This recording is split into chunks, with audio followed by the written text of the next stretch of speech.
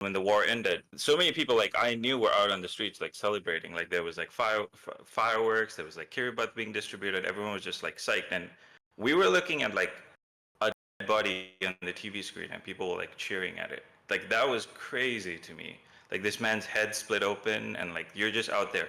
Whatever your stances were with or against the LTT, like to just sit there and like cheer this was mind blowing to me. Let's start off with this, right? Sri Lanka election map, because god damn, it's a bloodbath. Let's pull up a video and then we'll bring on Fazil to talk about the election results. The coalition, led by Sri Lanka's new president, has secured a parliamentary majority and is on course for a landslide victory in parliamentary elections. With the votes counted now, Anura Kumara Dissanayake, his left-wing National... Can you explain how the Sri Lankan elections work? Because they had a presidential election earlier this year, right? And this is different. How does it compare to India and the US? Sri Lanka has what's called an executive presidency, meaning while for the most part it is also a parliamentary system, it has a parliament, and it has a parliament that is effectively independent of the president. Sri Lanka's system is kind of in between India and the United States. They have separate parliamentary elections and presidential elections. They had their presidential election earlier this year in September, and now Anura Kumar Dissanayake became president. He dissolved the parliament. He was able to dissolve the parliament and call for new elections. Do they have regular parliamentary elections, or does the president decide when to dissolve the parliament and call for an election? No, they have regular parliamentary elections. The president has the ability to dissolve parliament if they wish. And that power has been used multiple times before. I believe when Maithripala Sirisena was elected, he also dissolved the parliament to try and get Rajapaksa back in power. And this was back in 2017, 2018. Let's just watch the video and then I'll explain it, okay? Majority and is on course for a landslide victory in parliamentary elections. With so Sri Lanka's system is the same as the French system. I don't know France's system. The votes counted now. Anura Kumara Dissanayake, nailed that name, by the way. People's Power has more than 60% of the votes. The result is a boost. W or L news. I love this guy. Straight to the point. Oh, is it a win for the? Is it a win or is it W or L? Just tell me. Straight to the point. Is it W or L, man? I don't care. I don't care, man. Is it Aruna or Anura? No, it's Anura. Anura Kumar Dissanayake. For Mr. Dissanayake, who was elected president in September on a promise to combat corruption. Well, with me is our South Asia regional editor. Like, relax, man. We're gonna get to, like, dude. The internet has genuinely destroyed people's time is money, bro. You might want to sit down for this, okay? That's all I'm going to say. It's a bit more complicated. Yeah, you're on Twitch, man. What money are you making? Barasan Etherijan, hello. Thank you so much for joining us here. Take us through why this election victory is so important. It's an unprecedented victory for President Anura Kumara Dissanayaka's coalition, because now the final results are out. They've got a nearly 2/3 majority. First of all, in Sri Lanka, the presidency is executive presidency, so he holds a lot of power, and now he controls parliament as well. So that helps him to push through economic reforms and constitutional reforms, what he was campaigning before. The most important thing is now the dissatisfaction of the people, the electorate, over the established political... Bro, I'm just here because I got timed out by Kai Cenat. Okay, dude, it's okay. Okay, dude, it's okay. Bro, you learned something. Just sit down for a second and enjoy the ride, okay? You're going to learn a lot, man.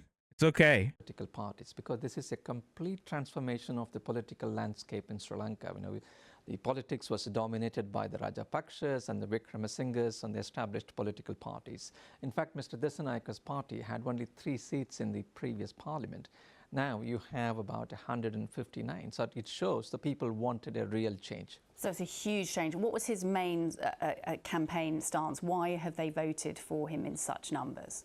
He was promising good governance because people were complaining of corruption that led to the huge financial crisis in 2022, Sri Lanka. So this guy, Anura Kumar Dissanayake, AKD, the new president of Sri Lanka, was basically, so Sri Lanka is still going through an economic crisis because the Rajapaksas continued basically to give tax cuts to the rich. They continued to basically bankrupt the entire country. They recklessly spent that money on like useless projects like the Hambantota International Airport that basically no one uses. Whenever you fly into Sri Lanka, you're not flying into Hambantota, you're flying into Bandaranaike Airport. This guy basically took advantage of these protests that were happening. So this happened 2 years ago, where Sri Lankans basically overthrew both the presidency and the president and the prime minister. Here.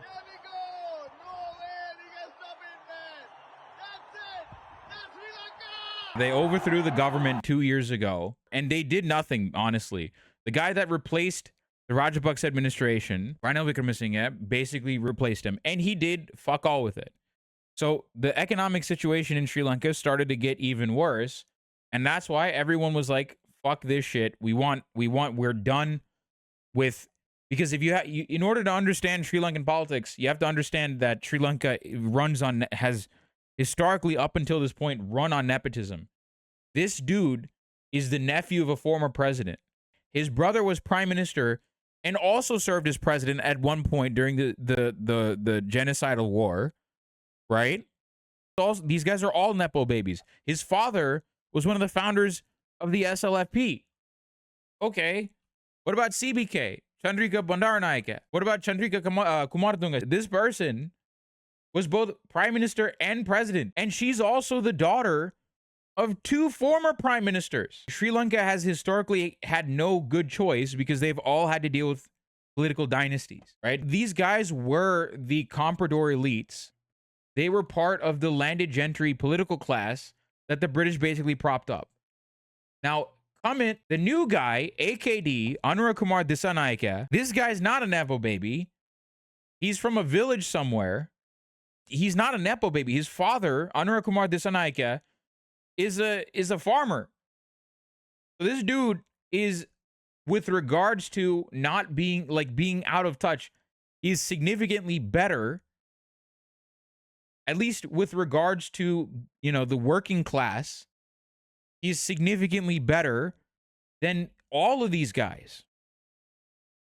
Ranil Wickremesinghe, Gotabaya Rajapaksa, Dinesh Gunawardena, all of these guys are way out of touch with the average working class Sri Lankan person. Anura Kumar Disanaike, with regards to being out of touch with the average Sri Lankan worker, is better than every other president that has come forward. He's part of the JVP. The problem with the JVP is that they're fucking racist. The problem with the JVP, this guy and his party, is that they're deeply racist towards the Tamils. And they have a track record of being working with Nazis. That's the problem with the JVP. His party are virulently anti-Tamil, and also if they get marginalized politically over the next few years, even more racist anti-Tamil parties will get back into power. His party has a history of aligning themselves with the demons who are in power when it came to the genocide of Elam Tamils. And so far, this guy seems to be hanging out with way too many of these ghouls. It's not just hanging out. We'll get to some of the track record of it. We'll get to some of this track record. Did he get elected because he's racist like Trump? Well, some people elected him because they figured he's going to be sufficiently racist. His party is going to be sufficiently racist. The Sinhalese Buddhist nationalists have all fallen in line with JVP. All of the more traditional Sinhalese Buddhist nationalist parties like SLPP and whatnot, those guys have become effectively irrelevant because all the Sinhalese Buddhist nationalists have accepted that, hey, JVP will give us what we want, if that makes any sense. So that's the real problem here. Declared bankruptcy after it ran out of foreign currency reserves. That led to shortage of food and fuel. People were standing in queues, and there was a huge anti-government protest that toppled the then President Gotabaya Rajapaksa. So he was promising good governance and also talked about economic reforms to take the country forward. At the same time, he also talked about welfare measures for people because Sri Lanka's poverty has doubled in the last 5 years, according to World Bank, because of this economic crisis. And the IMF gave a $3 billion bailout loan.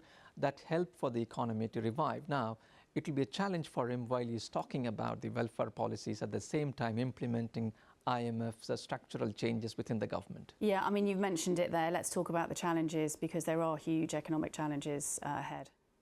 First and foremost, the high cost of living. That's what many Sri Lankans are complaining about. A loaf of bread, a milk powder, or a bag of rice, they're costing more than what it used to cost some years ago. So people are struggling. And that's why people wanted a big change. They are expecting him to work on the economy. So the expectations are really high. But it will be a challenge for him how he's going to do, because we haven't even visited the external debt of Sri Lanka. We talk more than $40 billion debt, bilateral debt, as well as the international institutions debt.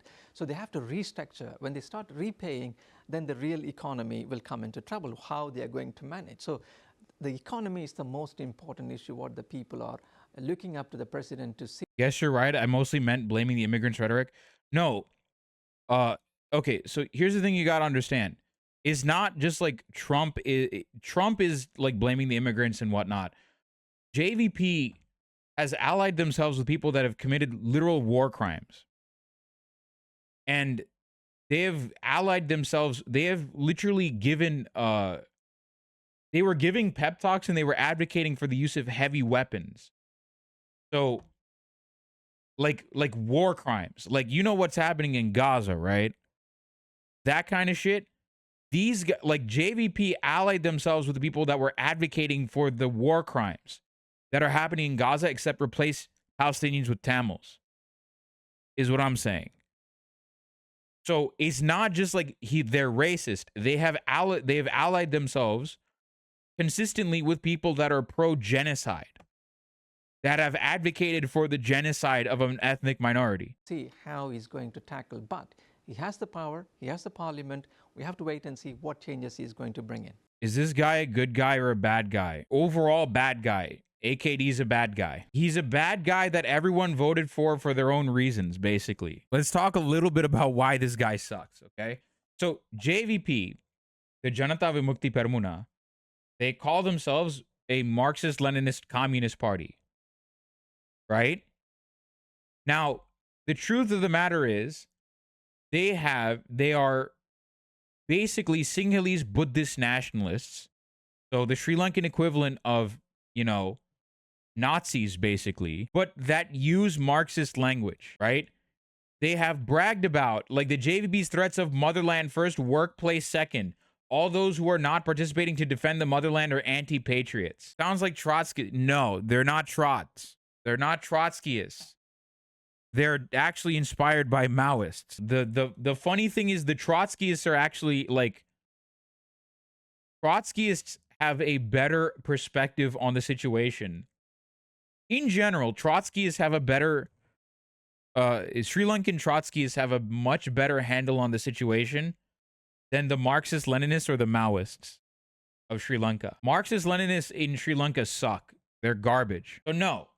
So in 2005, right before Rajapaksa was elected, Mahinda Rajapaksa was elected, the most glaring example of the JVP's contempt for ordinary working people was its response to the December 26 tsunami that claimed 30,000 lives and left 500,000 homeless. While the party expressed concern for the victims and dispatched some volunteer teams to affected areas, its ministers offered little in the way of assistance for those trying to put their lives back together. Nearly a year after the disaster, many of the victims are living in makeshift accommodation or with friends and relatives for little to no government assistance. Far from helping the victims, JVP seized on the immense tragedy which affected Tamils, Sinhalese, and Muslims alike to stir up divisive communal antagonisms. The focus of the JVP campaign was a government proposal to form a temporary joint administrative mechanism with the LTTE to distribute aid to tsunami victims in the north and east.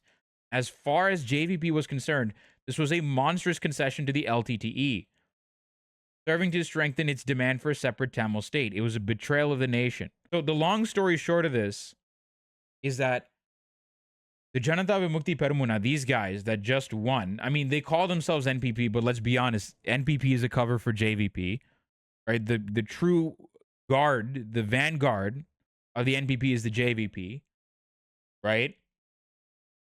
They were basically saying distributing aid to the Tamils and Muslims of the Northeast is such a heinous betrayal of the Sri Lankan fatherland because it is a concession to the LTTE.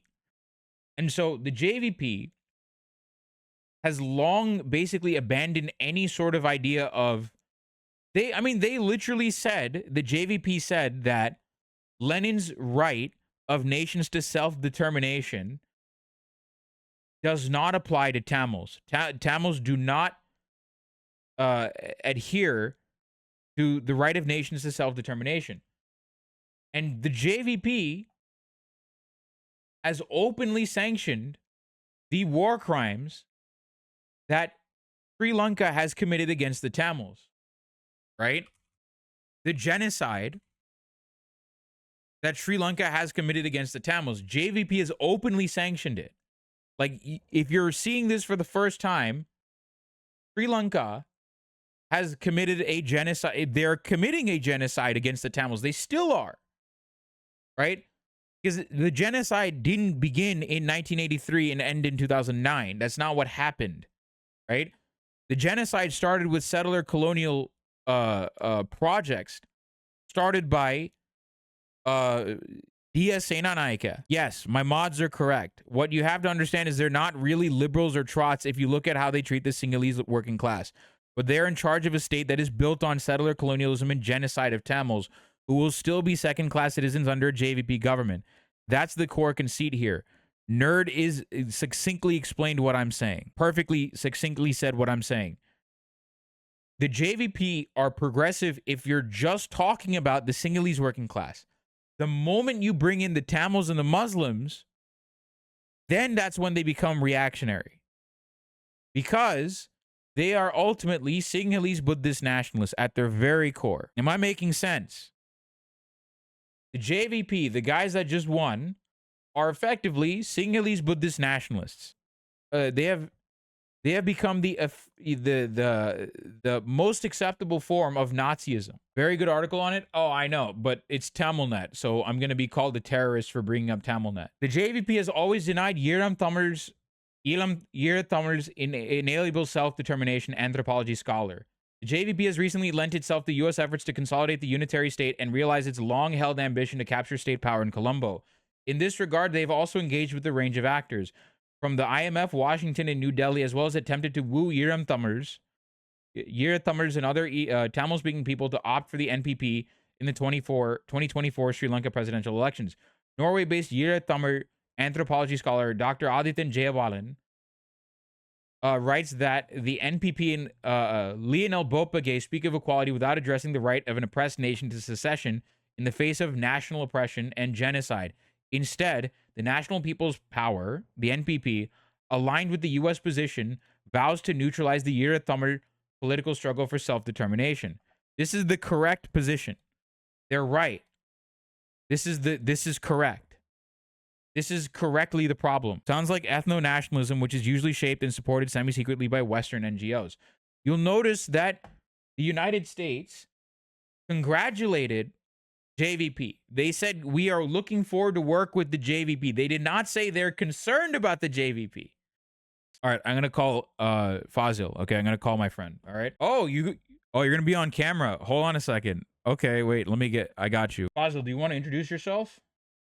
Yeah, I mean, for sure. I'm just an ordinary citizen in Sri Lanka, not a political commentator like Arun said before, but, I spent the first 20 years of my life in Sri Lanka. So, like, I was born and raised in Sri Lanka that was in the Civil War, been following the politics very closely. I've still got, like, family back home. Does Fazil identify Sri Lankan Muslim or Tamil? We're going to get to that discussion in a second because, like, I think it's... Fazil and I have talked about this, in DMs, and we've had like lengthy discussions because, and I think he's like really the only guy that's qualified to really talk about this. So, because like I'm a dude from Tamil Nadu, and according to Sri Lankan liberals, I'm not allowed to have an opinion on Sri Lanka, because I'm Indian and India has, India's racist or something. I think we ultimately met because we both had, I don't remember how we met. I think it was like we both had Mahendra and Thiruvarangan as the mutual. Yeah, and then I think it was because I had replied on uh, someone's tweet because they were trying to rally Sinhalese support for the genocide in Palestine by saying, "Remember, Israel supplied weapons to the LTTE," and I was like, I don't think this is the best way to like gain that support, and I think that's when we started following each other. Yeah, and then the funny thing It is was like awesome. that Israel didn't give weapons to the LTT. That's bullshit. Like they read one thing by Viktor Ostrovsky and they're like, "Oh, well Israel is like LTT is backed by Israel and the United States," which is not true. It was the opposite, actually. It was the They actually opposite. They were supported, backed yeah, by they were backed by the Palestinian liberation organizations originally. So yeah. I think they trained with the Palestinians, I think, and yeah, then it the was Israelis, I think, trained the Sri Lankan army. yes. They not only the Sri Lankan army, Mossad in Shin Bet, they trained the Special Task Force of Sri Lanka alongside the Keeny Meeny services, which are former British SAS officers that served in Northern Ireland during the Troubles. So both the British and the Israelis actually trained the Sri Lankan police. So Yeah, it was both. I I remember when we were in school. I was in 8th grade, and it was like peak of war, and the some of the SDF like showed up at our school for some reason.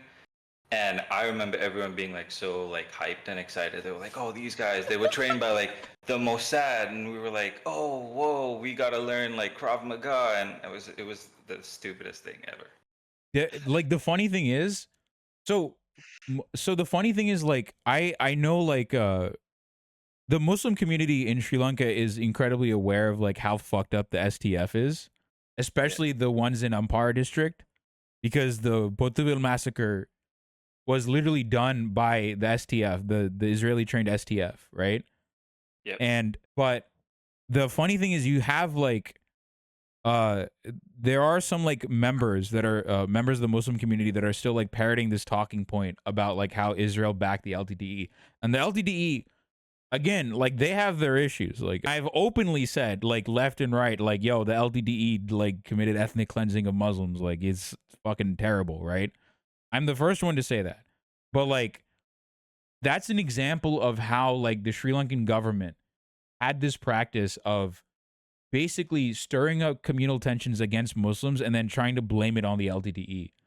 And the Muslims were basically like, "Yo, what are you talking about? Like the Sri Lankan government that controls Ampara district. What are you talking about? That's crazy." Yeah. But there's also What's like a crazy disconnect between Muslims in like Colombo and the East, at least like from my experience growing up. Mhm. Like a lot of what you said that applies there, but like in Colombo, it's such a weird sort of view, right? So the Muslims in Colombo would still somewhat align with the Sri Lankan government, because I think there's like that broad stroke of like LTD equals bad, therefore everything Tamil Elam is bad. Um, and then like in the South, they're like, no, we gotta align with the government. They're the ones who had our back, and like there was like the expulsion of Muslims from the North and East 1990. So there's a lot of that grudge that they hold, but I think it's fair for people like in the eastern provinces to hold that. I think in Colombo we're too harped on the fact that like, oh yeah, the army is our friend. It's either we're too scared because we're in a minority and a majority country, but at the same time it's just like aligning themselves with the war as well, right? So like in 2009 when the war ended, so many people like I knew were out on the streets like celebrating. Like there was like fireworks, there was like kiribat being distributed. Everyone was just like psyched, and we were looking at like a dead body on the TV screen, and people were like cheering at it. Like that was crazy to me. Like this man's head split open, and like you're just out there. Whatever your stances were with or against the LTT, like to just sit there and like cheer this was mind blowing to me. Yeah, and I think it was Thiru that basically reached out to you and or something like that, and they're like, "Hey, like he was like, yeah, you've been fed a lot of like government propaganda, and I think you need to like and he sent you like UTHRJ, which a lot of Elam Tamils don't like because it's headed by Rajan Hool. But I actually Mm-hmm. find UTHRJ, University Teachers for Human Rights, Jaffna, I find that as a very good source, and the reason is you can't use TamilNet or Tamil Guardian as like your sources when like fighting Sinhalese nationalist talking points. Yeah. You can't, because they'll immediately be like, "Oh, those are LTTE supported organizations, right?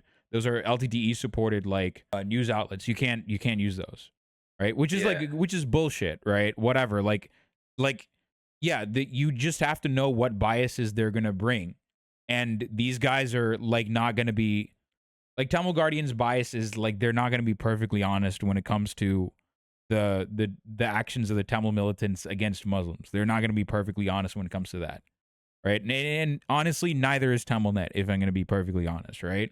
They're not going to be the most forthcoming in admitting the LTTE's wrongs. Right. But that doesn't mean they're not very good at their jobs. They're fantastic at their jobs.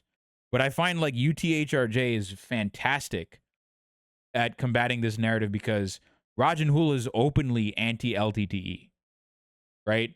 So you can basically leverage that against Sinhalese Buddhist nationalist talking points and say, hey, listen, I'm not using Tamil Guardian or TamilNet. I'm talking about a guy that has openly been against the LTTE for a long time. Oh, we have another question before we actually talk about the elections. What is your take on fellow Colombo Muslim Ali Sabri?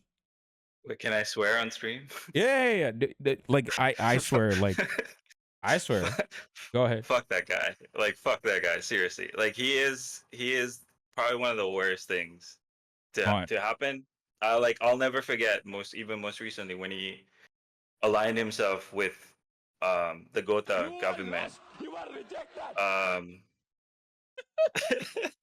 Because it was the whole, like, obviously I have biased reasons to be like annoyed with him, especially with like all the whole burial controversy during COVID. But honestly, man, like that guy, he just needs to retire.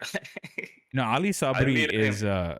he's a dork. He's a dork that like he's a like I was about to make a tweet like at him in Tamil, and I was gonna be like, so how is the coconut sambal you licked off of Rajapaksa's ass? Like I was gonna make a tweet saying like, oh, if you lick Rajapaksa's ass, you'll get whatever job you want. I actually did ratio Ali Sabri though, which is good. I'm happy. I have a thing on the top right. It's gonna transition down here. JVP are not communist. AKD is not a communist. Just I feel like a lot of people that are coming into the show, I think, need to know. First, I want to ask, what are your thoughts on, NPP winning a 2/3 majority? Because this is unprecedented in Sri Lanka's politics. Surely, JVP, they're going to do the right thing, I'm sure, with regards to ethnic relations in Sri Lanka. I'm sure they are. What are your? I mean, overall, what are your thoughts though, Fazil? Yeah, I mean, to me it's interesting because when it was like propaganda period in Sri Lanka, which was most of wartime there, votes were split, right? You were either the PA, which is the SLFP now, the chair party, or the UNP, which was Elephant Party, and then you had JVP. A lot of like younger people leaned more towards JVP, and it was obviously like remnant of all of the stuff in the 80s with the whole like revolt and overthrowing the government and stuff like that. And I guess over time, people just got sick of the families running the parties with the whole economic crisis happening, and then Gotha being kicked out of the country. They were tired of the Rajapakshas. Ranil came in, like obviously he Didn't was do just anything as with bad. it. No, yeah. And then JVP, I think winning the presidential election really helped his chances because like a majority of the voters too, you gotta understand, it's not like they read a lot of like political theory and that's how they vote, right? To them, it's just like, I'm going through this crisis. This is precisely what I'm facing. This is what I want to vote for. Like my mom, she was a vote green no matter what, just because like that's how she grew up. And then when Green, AKD okay, won, so green, for those of you who don't know, is UNP. So basically, like it's the grand old party of Sri Lanka. They're the neolibs, king neolibs of Sri Lanka. Yeah, which used to be Ranil, but now I think a lot of that voter base went to Sajit Premadasa when he came in. So for her, it was just like a like alliance like with the party. This is my party. This is who I've always voted for.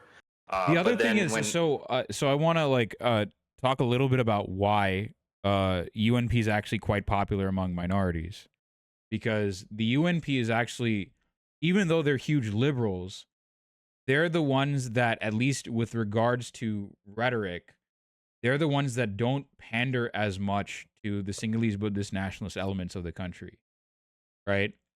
I mean, they do. I mean, ultimately, if you look at the history of Sri Lanka, right, and you look at the settler colonies, it was all started by UNP, right? The colonies in Galoya in Ampara district, the colonies in Kandalai and in Trincomalee district, and all of the settler colonies that the Sri Lankan government started back in 1948, that was all done under UNP. But with regards to election campaigns, the United National Party is actually, they have this weird sort of dichotomy where they openly, they're like, oh, we're going to protect you, like especially after SLFP, the Sri Lankan Freedom Party, Sri Lanka Freedom Party, headed by, at the time, as SWRD, openly pandered to the Sinhalese nationalist element. And this created an opportunity for the UNP to basically come in and say, hey, we're not like the bad SLFP guys. We're not like the Bandaranaike family, right? Who are openly pandering to like the nationalist, far right elements, right? We are the more calm, preserving, we actually quote unquote care about, minority relations. We care about preserving Sri Lanka's ethnic diversity or whatever. So it created an opportunity, a weird opportunity where the UNP will actually commit heinous crimes against minorities. The Jaffna Library and Black July, that was all UNP. But they will, especially during election time, they'll come around and every now and then they'll basically pretend to care about minorities and they'll pander to them. That's why, that I'm assuming that's why your mom has always been vote green no matter what. yeah, like the PA who was the SLFP now, they were always seen as the racist party, and it's always the lesser of two evils, just like in America, right? It's like, which one are we going to pick, the Democrats or Republicans? Which one's the lesser of two evils? But when AKD won the presidential elections, um, something clicked. Minorities are like, oh, everyone's going for the JVP or the NPP now. And like, credit to Anura, he went through. That man is charismatic to the average Sri Lankan voter. Um, and like, whatever rebranding the JVP did, like, they appeal to a lot of people, and also their whole rhetoric of like, working class people, we're gonna fight for this. And it was also just about like, it's always been these massive families in power. Like, you touched on the generations of like either Ranil or even Mahinda and the Rajapaksa family, or even before that, right? Like the Bandaranaikas or anyone Even running this. Sena, like Ranil Wickramasinghe is related to Senanaika. They're cousins of the Senanaikas, like Dia Senanaika and Dudley Senanaika, right? RG Senanaika. They're like the Wickramasinghe family. The is part of the Vijayawardena family. Vijayawardena family is related to, it has the Jayawardenas in it, and they're also related to Senanaika family. There's some marriage that happened along the line. So that's all one big political family. So like, it's all like, you're right. Like, basically, like, what happened this time around was Sri Lankans were overall just fed up with the overall nepo baby politics. Now, what's also interesting is that, so I want to talk a little bit about, this is where we segue into Ryan Grimm's article, which kind of pissed me off, I'm going to be honest. Because like, overall, Ryan Grimm's a good guy, but his coverage, like, he just doesn't get South Asia right, unfortunately. Okay, here we go. Yeah, this is it. Let's throw some good news in for once. In September, the left-leaning Anura Kumar Dissanayake stunned Sri Lanka by winning the presidential election, the first time the corrupt families in control of the country since independence had been successfully challenged. This is correct. But effectively had no power in parliament, just 3 seats, so dissolved the chamber and called for new elections, which were held yesterday. Here's how Reuters described it. Sri Lankan President Anura Kumar Dissanayaka's leftist coalition won a thumping victory in a snap general election, gaining power to shift through his plans to fight poverty and graft in the island nation recovering from a financial meltdown. sweeping mandate, which included surprise backing from the north and east of the country, which is home to the minority Tamil people, in an unprecedented vote for change, and indicates that Sri Lanka is in sync on moving ahead, analysts said. This is this part where they talk about the Tamils voting for the Jaffna going to the NPP, right? Especially, which is traditionally been a Tamil nationalist party stronghold. This is incorrect analysis. That's not what happened, because what happened with the Tamils in the north and east, they didn't vote for NPP, right? They did not vote for the NPP because they suddenly thought that the JVP and NPP are good guys, and we know we're all kumbaya and they want to, move forward together. That's not what happened. The reason that the Tamils voted for the NPP is because they also were fed up with their own politics. They also were fed up with the Tamil nationalist politicians. They were fed up with Sumandiran, M.A. Sumandiran, constantly caving in to the whims and desires of the central government, right? They were tired. The Tamils in the north and east were absolutely fed up with the, ITAK, ITAC, Ilangai Tamilarasu Katchi. They also got very angry with much of the Tamil nationalist politicians because they haven't really been able to accomplish anything. So they're like, fuck this. We're going to go with NPP and see what happens. So what my assessment, and correct me if I'm wrong, what I've been able to glean off of this is that the Tamils in the north and east have reformulated, the Tamil nationalists of the north and the east have reformulated their strategy. What they're doing is they're taking the fight inside the NPP. They're taking the fight for autonomy because this is no longer at the ballot box. Now they're going to try and infiltrate the NPP and see what they can do. Right? And that's this change in strategy that I've seen. Because a lot of the people on the ground, even the people that are pro NPP, the NPP Tamil candidates, they will still say, like, they will attend Mavirnar, commemorations. They'll attend all of the Tamil nationalist stuff. They'll still do the Tamil nationalist stuff, but now they're part of the NPP, right? And that's the change in formula. That's the change in strategy that I've seen, right? It's ultimately the shift in strategy in the north is that they're no longer trying to win through external party politics. They're now taking the fight for 13A and autonomy inside the party. They're taking it inside the JVP, basically. Yeah, I mean, I think they're hoping that they can push the JVP on the matter. Like, they have been sympathetic towards the Tamil question, but I have my opinions on like what the ultimate solution is. I like, as much as I've gone back and forth between like, is it just giving them more power in the land or just a whole separate state? But I think that's what they're looking to do, is that there's no point talking to like the Rajapakshas or Ranil. Like, he's never going to lean, they're never going to lean towards like helping solve the Tamil question. They just make false promises. I think this is also more a thing for them of like, here's a new party in power. We've never seen them in power.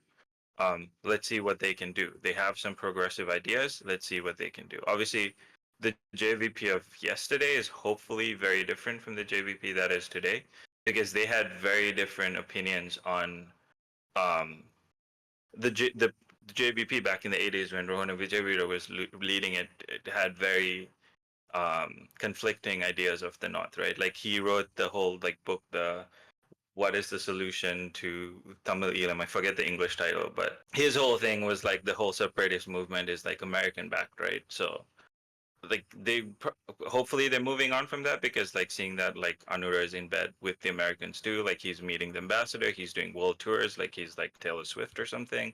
So maybe No, Anurag Kumar Dissanayake, the other thing about AKD and the JVP is that they were significantly anti-India, in the sense of yes, they were very anti-India. And now dude's in power, dude realizes, oh shit, I got to work with India a little bit. Right?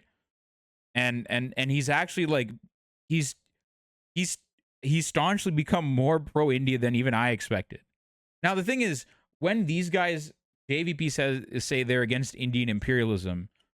They're not against they were never really against the IPKF committing war crimes in Jaffna, you know, committing crimes against the Tamils. Because as far as like the damage against Sri Lanka was concerned, the IPKF in India mostly damaged the Tamils. They went into a hospital and slaughtered like 72 people. One is a stretch. They only got 24.5%. Yeah, that's the other thing. They didn't win by that much in the north and the east. They like there's a exaggerated the other thing is that there's a sort of exaggeration from the south. The reaction that we're like, where's Jamila Hussein's take on this, which is very stupid. I think like Jamila Hussein solely exists to entertain everyone with her horrific and dumb takes. The biggest significant shift in this election is that the North has accepted a Buddhist leader, rejecting years of division promoted by some Tamil leaders, and are looking for a change. That's your average Colombo liberal to you. Yeah. No, this is your average Colombo liberal. I'm gonna pull this up. This is your average Colombo liberal. Wait, you're Indian? Clean your own damn house before pointing your fingers elsewhere. I have several words for you. Hindutva caste systems, scheduled caste, scheduled tribes, female infanticide, dowry-related murder, most dangerous country for women since forever. Plush Dragon, Gaira de Silva. Oh, God, I love Sri Lankan liberals. Hence why largest party is kind of meaningless, and saying NPP won the North is very misleading when you look at the actual results. For example, Jaffna. No, my point is, like, it still doesn't matter. Like, my point still stands as far as what the strategy is. What is happening is there are certainly a number of Tamils that are thinking that they can take the fight that think they can take the question of autonomy and probably a separate state, Elam state. They're saying they're believing that they can take the fight into the NPP and JVP. That's what's happening. And I still think my analysis on that is pretty solid. I still think it's pretty solid with regards to that. I think that's what the shift is. Right there. I would hope so, but the year that Gotha won, I remember Tamils in the north and east like coming out in much bigger numbers. I feel like voting for Sajid just because they didn't want Gotha, and then the people in the south kind of failed him because like it was majority just electing Gotha and he got into power, right? So while I don't live in the north and east, so I don't have a ground reality of it. I feel like the voter turnout may have been lesser. I think more and more people are just getting more like disillusioned by it. Like they have nowhere to go. Like you said, like the Tamil parties are just caving into either Sajid or just giving into like different policies. So I'd love for the JVP to move on this question and then for people from the north and east to be able to influence them better. But I really hope you're right, because otherwise we're never going to have like a solution to this. No, I mean, that's what I'm saying. The strategy from the Tamil side is my honest prediction is that I don't think it'll work. Yeah. My honest prediction on what the JVP is gonna do is like, the other thing that people don't get is that like JVP, all the Sinhalese Buddhist nationalists have fallen in line with the JVP. Most Sinhalese Buddhist nationalist voters have ditched SLPP. Like it's not just a hemorrhaging of the Tamil nationalist politicians.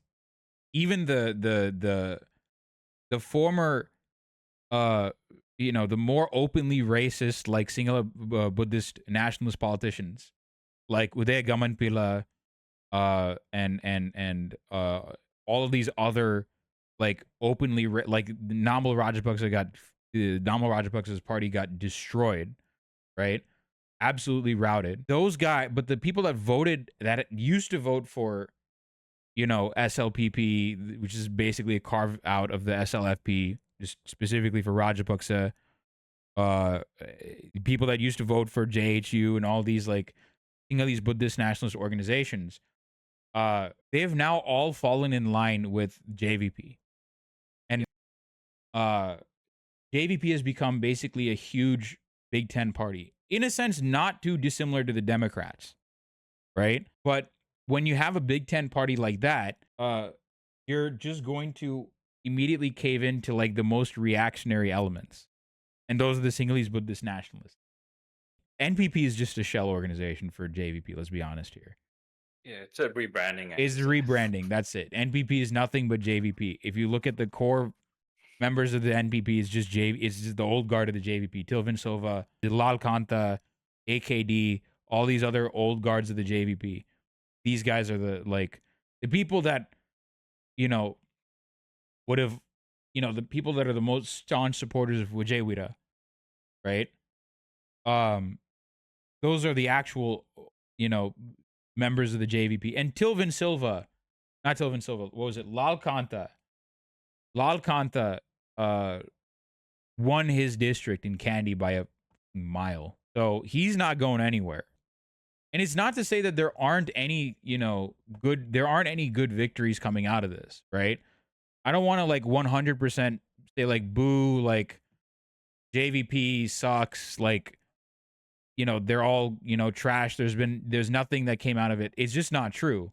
For example, there were two Malayaga Tamil women that were elected, Krishnan Kalai and Ambika Samuel, who were elected to parliament. And the Malayaga Tamil community are an extremely marginalized group. They were a group of people that were enslaved by the British and that continue to work the tea fields under Sinhalese, Tamil, and different landlords. How is no one talking about the fact that AKD wants to deal with the IMF? That directly means neoliberal austerity measures. How is that socialist?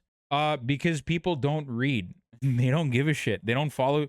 Most of these guys, I don't think either Murtaza Hussain or Ryan Grimm follow Sri Lankan politics super closely. I'm almost positive they don't, right? I'm pretty sure this is an article that they just wrote after quickly gathering information and based on some prior information that they knew about Sri Lanka.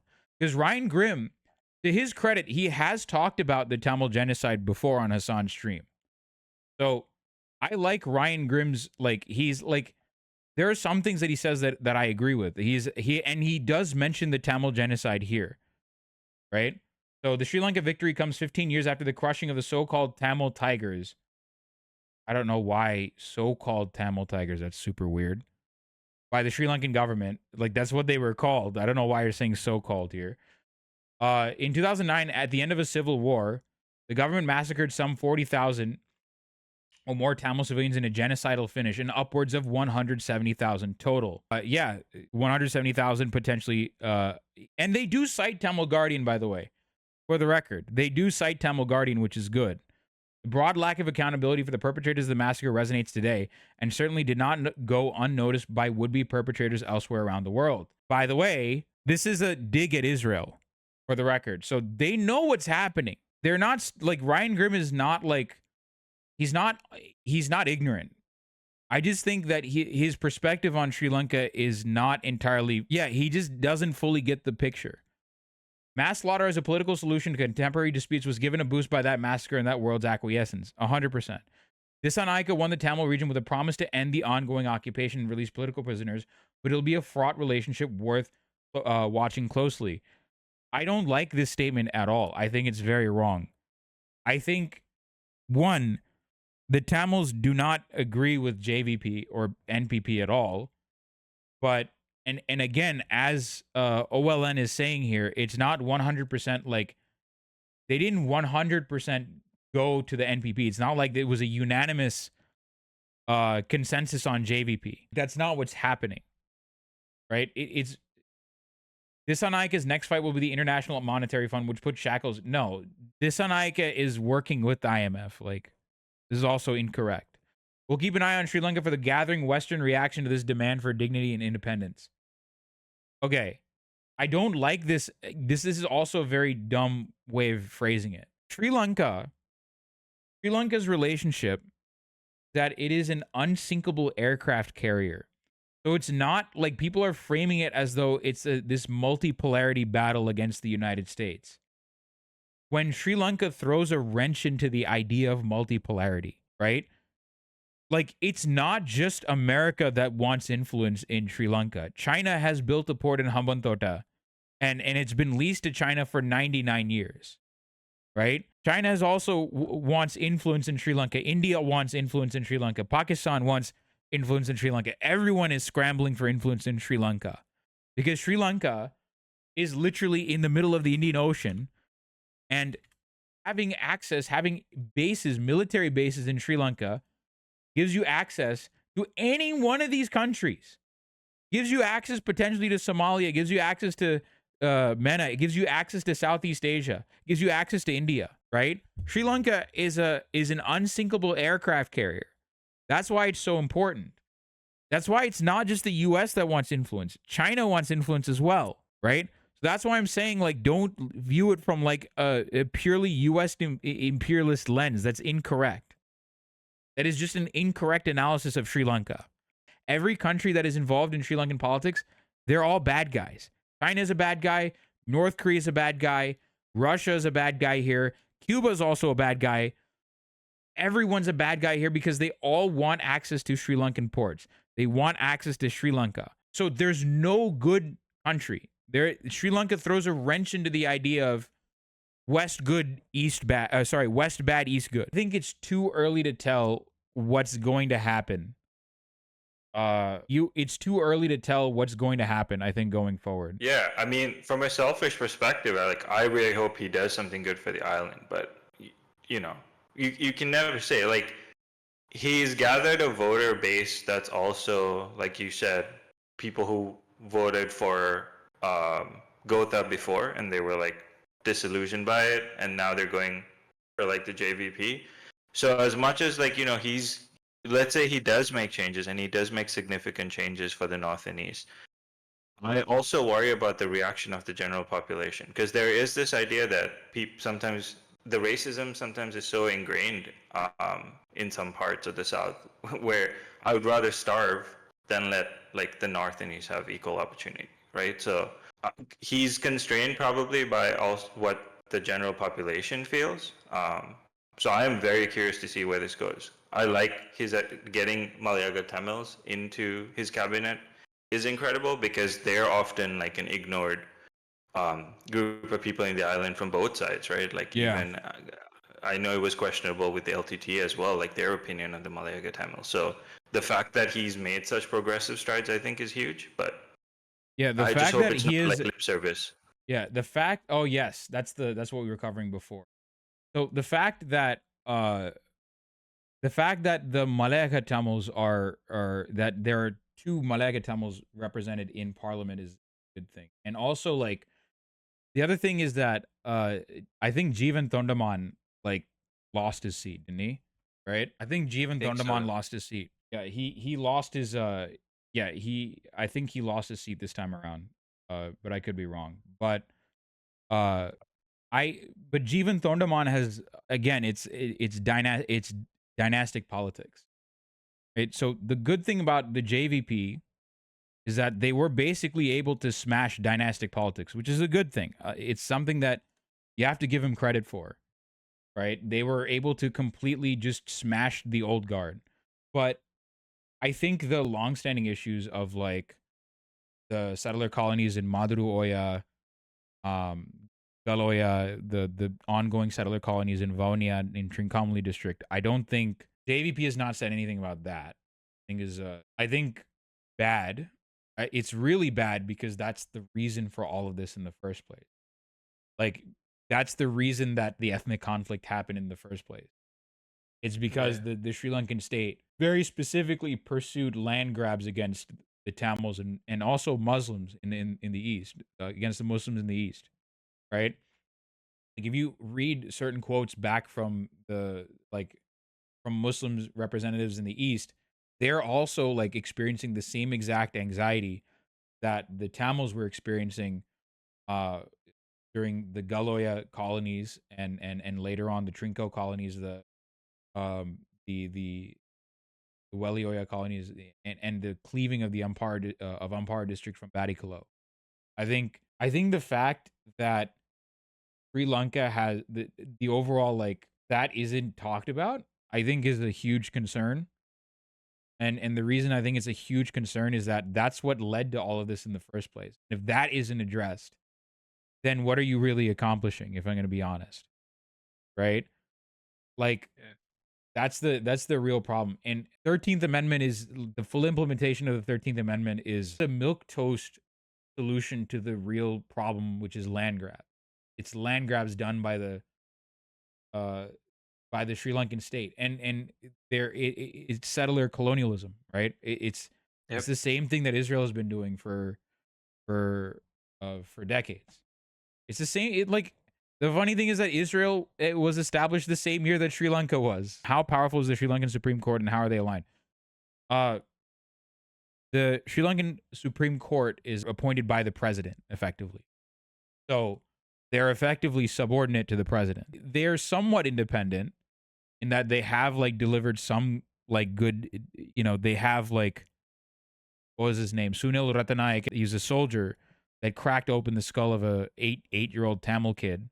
He was, like, one of the few war criminals that was actually put in jail, and then later bailed out by Gotabaya Rajapaksa. So, but, like, overall, like, I would say that the Supreme Court is not necessarily adequate in addressing some of these issues. Anything to add? The biggest decision I remember from the Supreme Court in like recent times, and obviously there may have been bigger ones since then, but there was a period in 2018, I think, when we had like two prime ministers, because Maitri appointed Rajapaksa, and then Ranil was also prime minister at the same time, and it was the Supreme Court, I think, who stayed Maitri's decision to have like Ranil. So they do have powers in that sense, but other than that, like, it's like a mafia, right?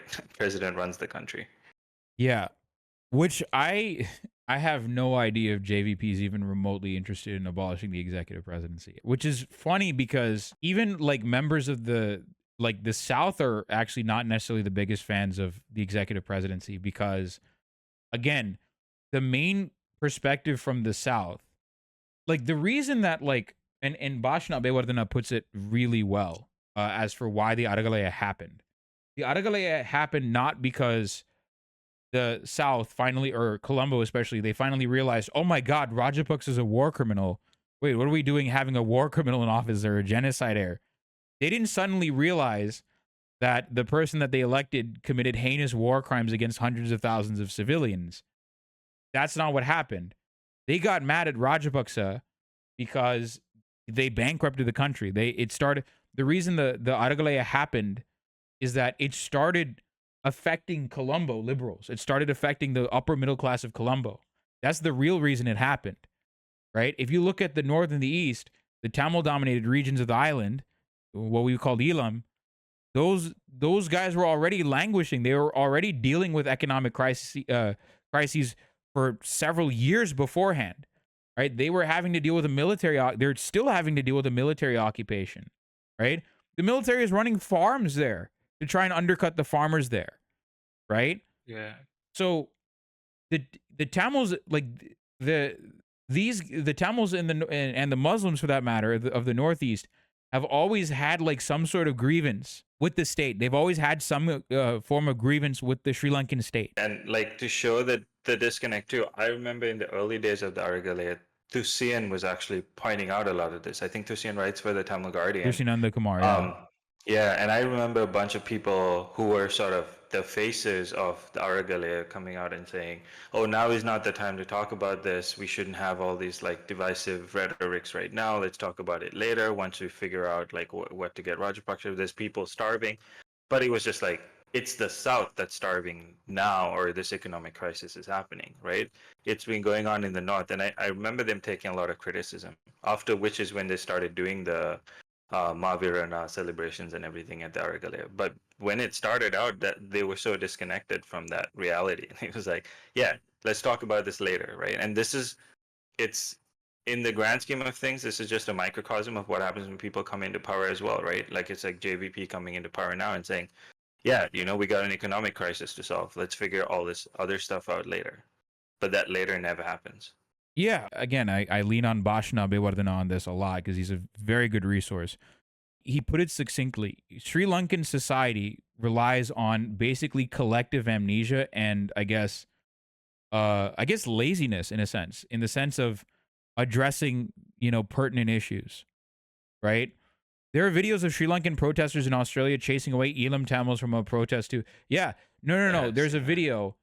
If someone has that video, I'll pull it up on Twitter. But there's a video of Tamils. Actually, there's a Sinhalese dude in that protest as well. That's the crazy part. There's a Sinhala guy in the protest in the Tamil side as well that were handing out. The Rajapaksas are genociders or whatever. They were handing that stuff out, and he was arguing with the crowd, saying, "Hey, I'm Sinhalese, man. Right? I'm Sinhalese, and even I realize like what the Rajapaksas did." Right? What the Rajapaksa, Mahinda Rajapaksa and Gotabaya Rajapaksa, like even Yeah. I understand what they did. But then And the these Sri guys Lankan are- protesters were basically they ripped up the whole thing, and it's like they ripped up the flyer saying, this is not the right time to talk about this. Okay, Yeah. well then No, when it's not is the time. Now is not the time. that time to talk about the genocide or any of the settler colonies that were set up in the north and the east? That never comes. That doesn't ever come. And they'll find any sort of excuse to talk about it, right? When it comes to me criticizing them, they're like, the easy out is like, oh, you're Indian. Clean up your own house. Right? By the way, forgetting the fact that I'm literally I can say I'm Tamil first, right? Which is like when Indians say, oh, you're Indian first, you're not Tamil first, Tamil Nadu just laughs them out of the room. Like they can be like, all right, shut up, like piss off, right? Tamil Nadu collectively just does that and tells them to piss off. Or when Malayalis say that about like, oh, I'm Malayali first or I'm Kannadiga first, right? India has at least it's a very flawed system of regionalism, but it's certainly better than what Sri Lanka has. Not even close, right? There's a culture of regionalism, of regional identity that doesn't exist in Pakistan and certainly does not exist in Sri Lanka, right? So at least I can say that. Yeah. And the second thing is, I'm from Tamil Nadu. There's 100,000 people from your country, quote unquote, that are languishing in my state because you literally killed them. You killed their family. Like, what do you mean? Yeah. You traumatized their family, and now I have refugees sitting in my state because of you people. Like, what do you mean? Yeah. Also, I find it really hypocritical when they do that too, because it's like at the same time, if you go to some of their timelines, they are tweeting out in support of the Palestinians in Gaza. So it's like you understand a genocide when it's happening in another country. You can call it out despite it having happened in your country. So that same liberty should be afforded to someone from India who I feel has a better grasp and knowledge of what's happened than a lot of people I know who are from the island and grew up there. It's because the one thing that really cemented what Sri Lanka was at its very core was seeing the settler colonies. That's what cemented it for me. Because I had a much less radical position before reading the People's Tribunal documents, the state-aided Sinhala colonization. Before reading that, I was like, okay, maybe I had a less radical position on maybe there can be some sort of power sharing and, maybe we can do some devolution. Once I fully internalized and once I fully understood that, no, this is a settler colonial state, that's when it clicked in my head. And I was like, no, you have to stop the colonies. That's crazy. Right. It's still, and unlike, Israel, Palestine, where the settler colonies are happening under the pretense of a two-state solution, Sri Lanka doesn't need that. Sri Lanka, ironically, has the opposite situation where they can basically claim like, no, this is all our land. What do you mean? We've always had Sri Lanka has always existed for 2,000, 3,000, 4,000 years or whatever. Sinhalese and Tamils lived kumbaya together for 3,000. Liberals will say they've always lived Tamils and Muslims and Sinhalese have all lived in harmony for 5,000 years or whatever. There were no kingdoms or whatever. We've all lived as one country. Like we had 3 kingdoms and we've all lived in harmony. It's like, okay, that's also ahistorical. Sinhalese nationalists will say, no, Tamils We had this glorious Aryan civilization. We had this glorious, like, hydraulic, water powered Atlantis like civilization some 5,000 years ago, and the Tamils came and ruined it. Right? We are the original indigenous people. So, like you'll have like weird, like, you'll have like weird myth making stories about Sri Lanka. But it's only like when I realize like this is exactly what's happening in Sri Lanka. This is what's happening. Like, they're building settler colonies. They've been doing it since 1948, and they've been specifically doing it to displace the ethnic minorities of the island. That's when I clicked and I was like, okay, this has to be only solution is separate Elam. That's it. As like, you have to stop the colonies. That's it. And I don't and Sri Lanka's been getting away with it under the pretense of a one state solution. So in order to stop it, you have to split it. Right? One thing I gotta say, I was visiting, so I'm not based out of Sri Lanka anymore. I live in Canada right now, right? So I was visiting the island back in 2019, and I'd gone to Kandy, and I met a soldier who was based out of the north. And this is what changed my perspective. This is a full 10 years after the end of the war. And this guy was kind of bragging to me how, despite the war being over, they still had a strong presence there, and they were still kind of occupying the lands there. And they took pride in this. And I think he had assumed I was Sinhalese, so he could tell me a lot of this stuff because you can identify accents. So he assumed my Sinhalese accent was like I was maybe a Buddhist. And so he was just telling me all of this stuff with pride, like, yeah, these buggers will never get to come back here and stuff like that. So they take a lot of pride in being able to occupy the lands, right? So yeah, you've had like army dudes literally tell you like the most vile shit about Tamils, and it's crazy. It's crazy. The stuff they took so much pride in this stuff, man. Like, I had my aunt married someone from Jaffna, and she was living there, and she has stories about the IPKF. Like, when the IPKF came, they were going around just raping Tamil women. Oh yeah. My aunt had to run back to Colombo and live. My mom had to take her into her house, her and her young daughter, because the IPKF was just going around finding just women there. So this is lived experiences that we have. She lives in London now, where London bad, right? Because Tamil Guardian, but she lives there now because she had nowhere else to go. Like, Jaffna wasn't available to her anymore.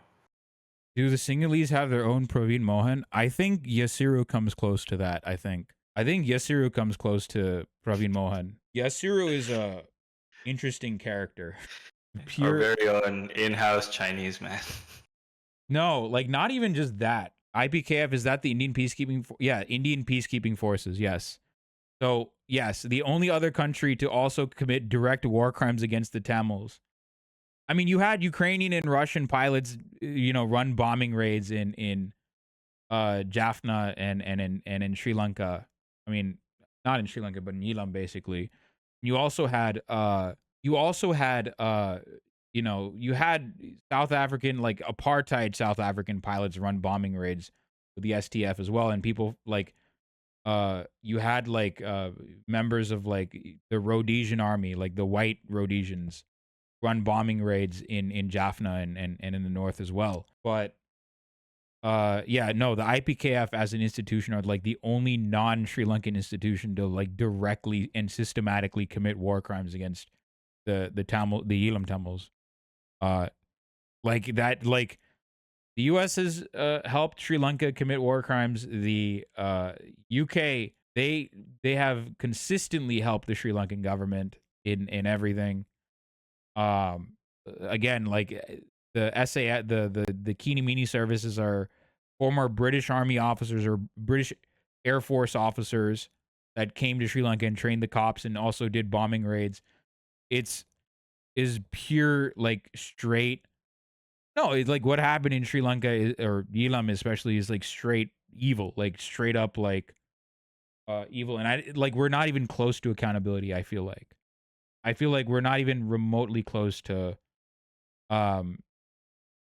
accountability whatsoever. Rhodesia too. Y'all had an all-star ensemble cast of racism against you. No, like. I said this before. When you're like in Elam Tamil, you're basically like facing down the entire world. It's very weird.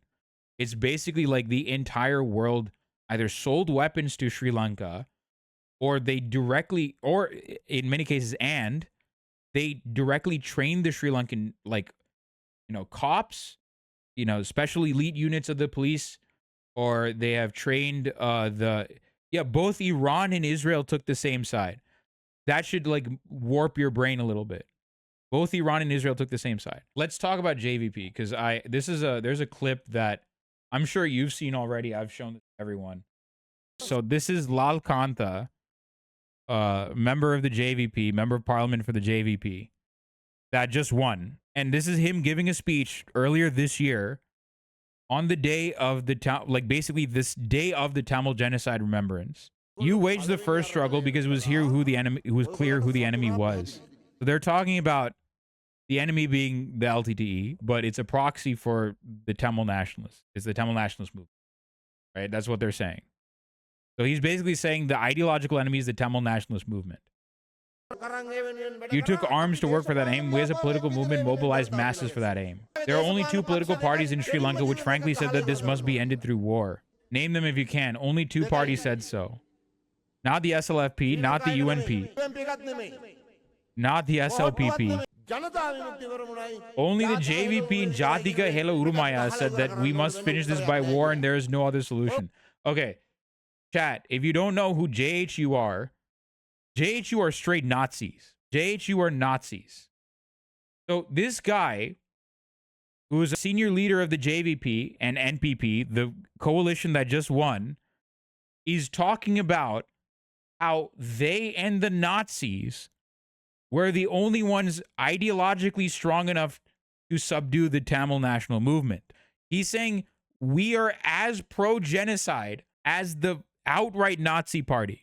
That's what he's bragging about here. You waged the war, we built the ideology for that war. That there are only two political movements in Sri Lanka which created the idea that separatist terrorism must be finished off by war. By the way, I find it a bit rich for Lal Kantha to talk about quote-unquote terrorism. I find it a bit rich for a member of the JVP to talk about that. Like, get the fuck out of here. You were in the same boat as the LTTE and other Tamil militant groups back in the 80s.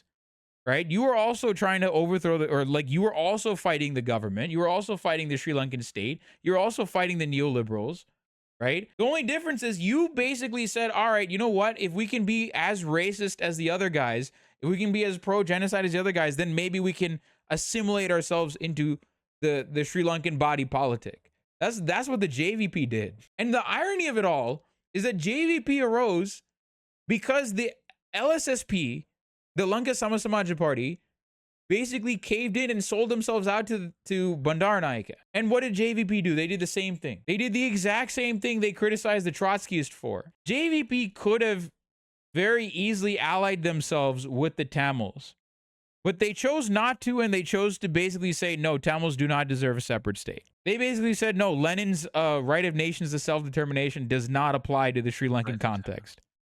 What happened then? In politics, is it not true that there are different enemies in different time periods? They are different. In different times, there are different enemies. But back then, the enemy was clear. We both waged wars. You waged an ideological war, and you did that with weapons. He's also addressing like former soldiers in from the Elam War, by the way. He's addressing veterans here. He's addressing war criminals and saying, you guys took up arms to defend the country. We waged an ideological war against the Tamils. That's what we did. We supported you in your genocide against the Tamils, basically. And Lal Kantha won. This jackass literally won his seat. Here we go. The NPP tops the preferential votes with an impressive 316,951 votes.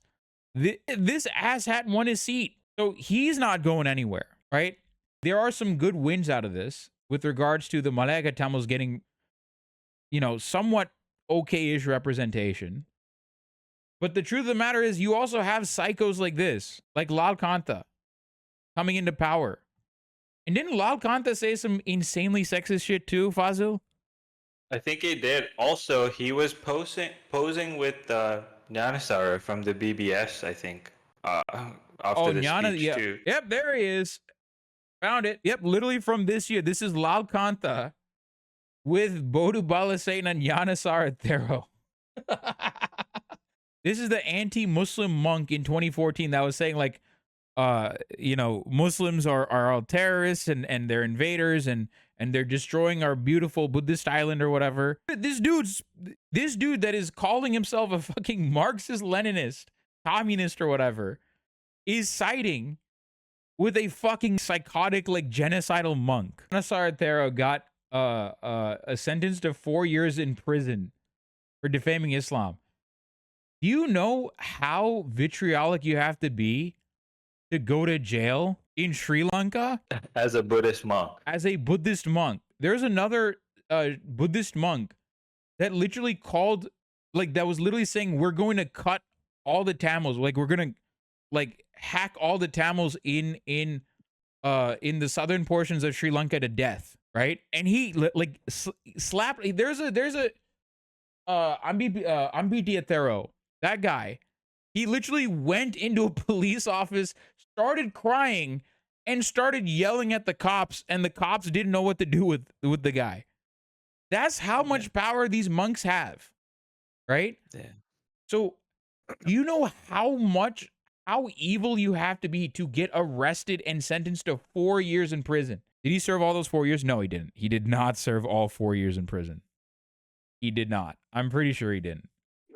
Yeah, no, he came out. I think he was laying low for a while, and then he started to resurface, like maybe a year or so ago, I think. I also want to say, like, this is another important thing to highlight too, because when we talk about all of these monks and what they're doing and how racist they are, this is why when a lot of people look at Sri Lanka as like the homeland of Buddhism in general, I think it's important to view it with a critical lens. Because I've also seen a lot of sort of people who follow Ambedkar in India, because Ambedkar was he converted to Buddhism. Buddhism, right? And to him that was the ultimate. Like, if you want to be devoid of caste, like Buddhism is the philosophy to follow. Unfortunately, Sri Lanka is not the bastion of that, and a lot of people just assume because Sri Lanka equals Buddhism, therefore Sri Lanka is like this ultimate place where Buddhism is a perfect grows. example. Yes, Surajengde. yes, that's exactly who I'm thinking of, because he wrote an article, and I'm like, I think we need to be critical of that, especially for Ambedkarites who like follow Buddhism. Like, Sri Lanka's ideology of what Buddhism is needs to be criticized. It's called Sinhalese Buddhist nationalism for a reason, because it's not like Buddhism is just a vehicle, right? In this case, the real thing is it's nationalism. That's the most important thing about this entire conversation. Yep. It's not about the religion of Buddhism.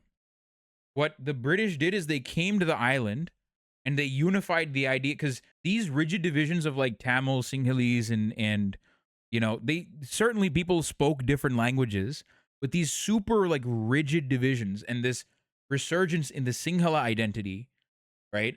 That didn't exist until the British came along and said, no, the owners of this island are the Sinhalese Buddhists, the people that speak the Sinhala language and that are Buddhists, that are religiously Buddhists, right? Because even Sinhalese Christians have to deal with like these psycho monks, even though like the Sinhalese Christians, the Sinhalese Roman Catholics, they occupy like a very privileged, section of society in comparison to Muslims and certainly in comparison to Tamils. But even Sinhalese Christians, even they oftentimes they run afoul of the Buddhists, of the Sinhalese Buddhists. There's a comedian that was recently like that got in trouble for making fun of Buddhism in Sri Lanka. Right? There's a Sinhalese Christian comedian, that got in trouble for that. So it's even the Christians within the Sinhalese within the Sinhalese ethnic group, they're not safe. They're not safe either. Right? Ultimately, once the Tamils and the Muslims and the Tamils and the Muslims are dealt with, and the Vedas are already like living somewhere on reservations, thanks to the settler colonies that the British did. That the Sri Lankan government did. Who's next? It's the Sinhalese Christians that are next, because Anagarika Dharmapala literally said like, the British instituted Christianity on the island. So they've already marked the Sinhalese Christians as a target, but Sinhalese Christians are target for much later down the line. Also, the other thing to keep in mind is, back me up on this if I'm wrong.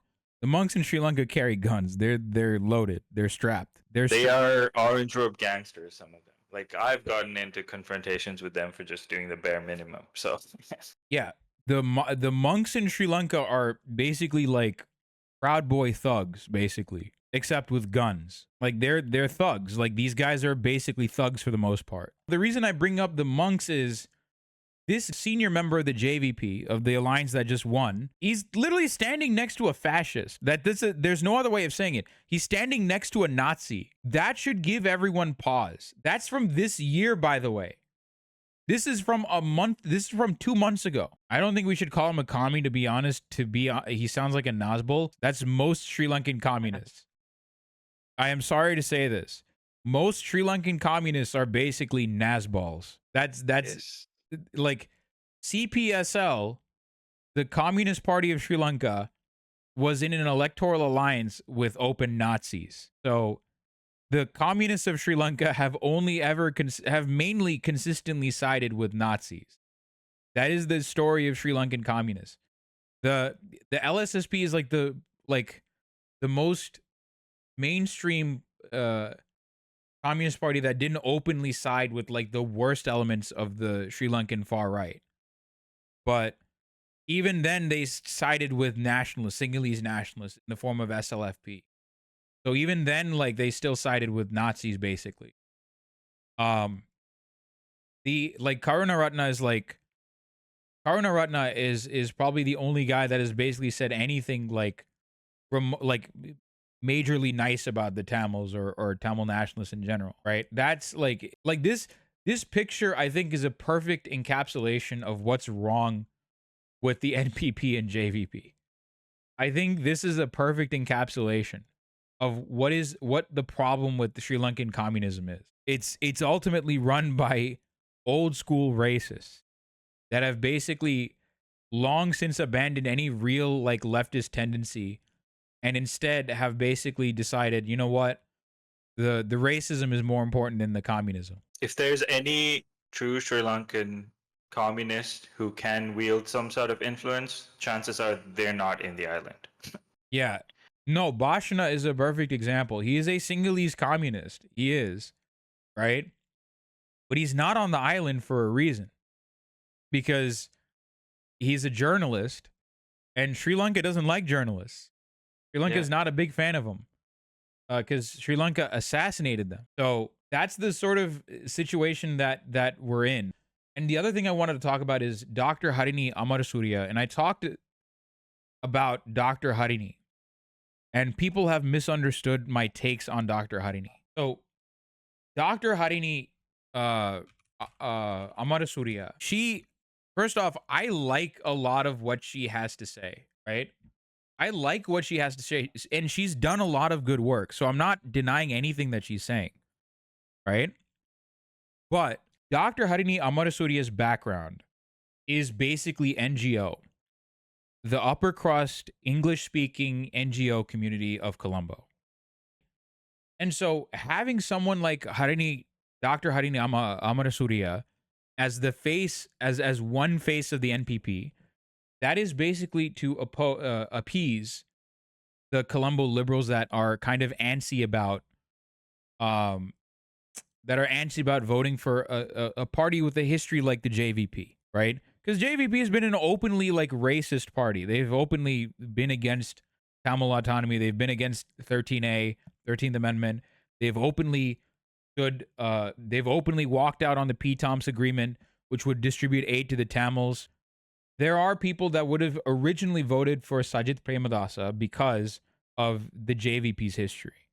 And also the fact that, oh my God, JVP is quote unquote communist and communism scary, communism bad, or whatever.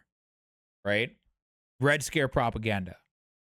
Right? I think Dr. Harini Amarasuriya's role, as viewed by the JVP, not again saying what her accomplishments are, because she's a very good activist, is to provide a more liberal, I guess, face for what is really a shell organization for the JVP.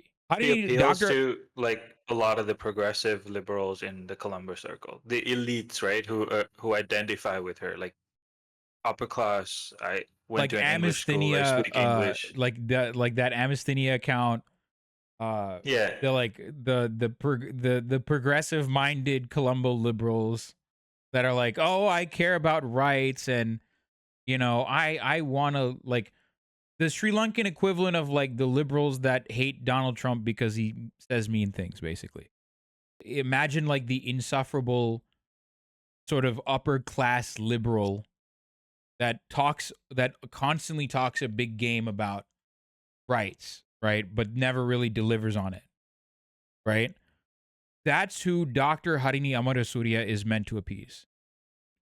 My prediction is that once Dr. Harini's like, once the vanguard of the JVP feels like they have no more use for Dr. Harini Amarasuriya, it's over. She's going to get booted. She's going to get completely booted. So what I think is going to happen, at least with regards to the JVP, is that I think ultimately the JVP is going to begin to shed the NPP rebranding and go back to JVP. I think that's eventually going to happen at some point. Because NPP is literally just for votes. That much is clear. NPP was always just to get votes. And there's another prediction that another guy from the island said, which I think is a very interesting take. This guy I met in the Surfs community, the Surfs TV community, but he's Sinhalese, right? Sinhalese Canadian.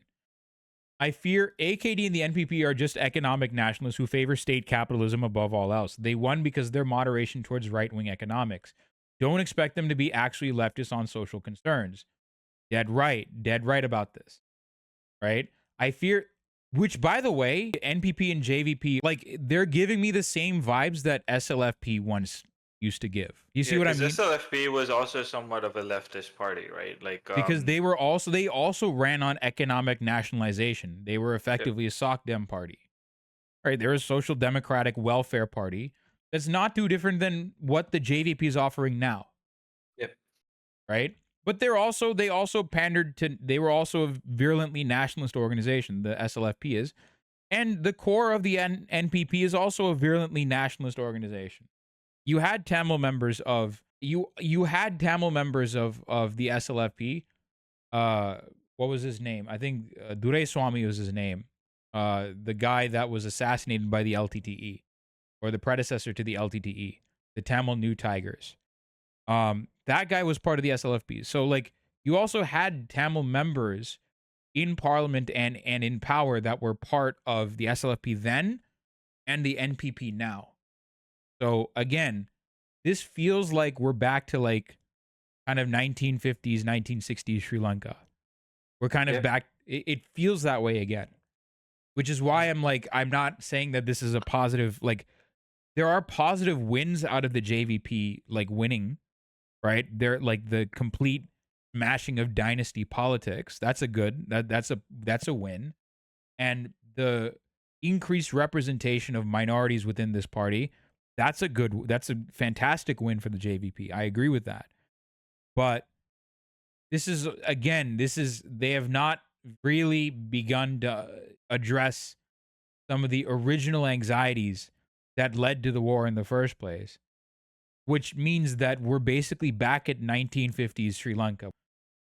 Except the only difference is, like, the NPP is no longer, it's not blatantly racist like the JVP or SLFP is. That's what I think is what is happening.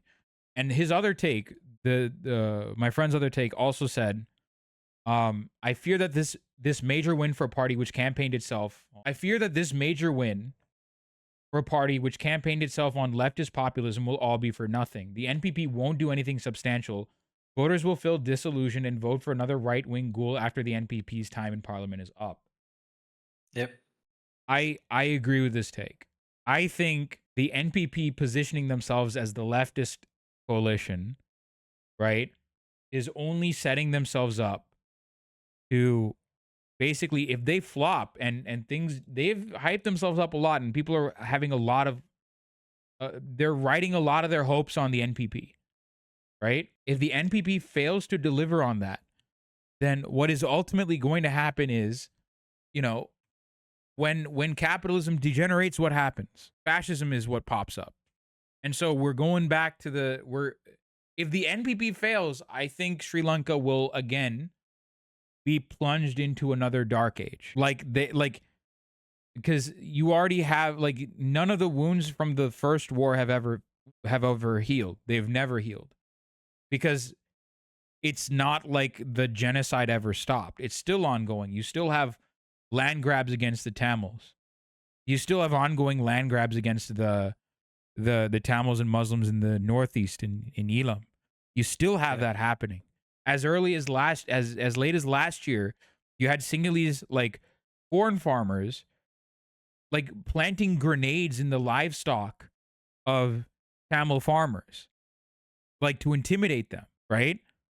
They had planted grenades in the livestock of Tamil farmers to literally blow up the jaws of the cattle, to literally explode the jaws of the cattle. So that hasn't stopped. None of that has actually really stopped in Sri Lanka. None of that has ever stopped. Something I want to add to before I forget is a lot of us, I think, are also forgetting the 2015 election where Maithripala Sirisena campaigned on a similar good governance. Yeah, it was like, let's end dynasty politics. I'm going to change everything. I'm going to abolish the executive presidency. Let's all move forward together. And people voted for him, and he was president, and he had Ranil by his side running as prime minister. Obviously, they didn't run on an NPP-like campaign, which is saying, oh, we're leftists. But still, we had this happen before, and there was the same, oh, here's hope. And this was, 6 years after the war, so there was going to be a lot of reconciliation efforts in the North. None of that happened, right? So none of that happened. No, they established the Office of Missing Persons, which their sole existence is to basically rebuff any of the Tamil requests for closure on their disappeared relatives. It's to basically deny it. Their sole existence is to make it seem like they care about the disappeared, and second of all, basically deny the Tamils, who are still protesting today, by the way, because they've been protesting every single day. The whole world is hurtling towards fascism. No, fascism never left Sri Lanka. It's been there since fascism is the underpinning of Sri Lankan politics. There's no question about it.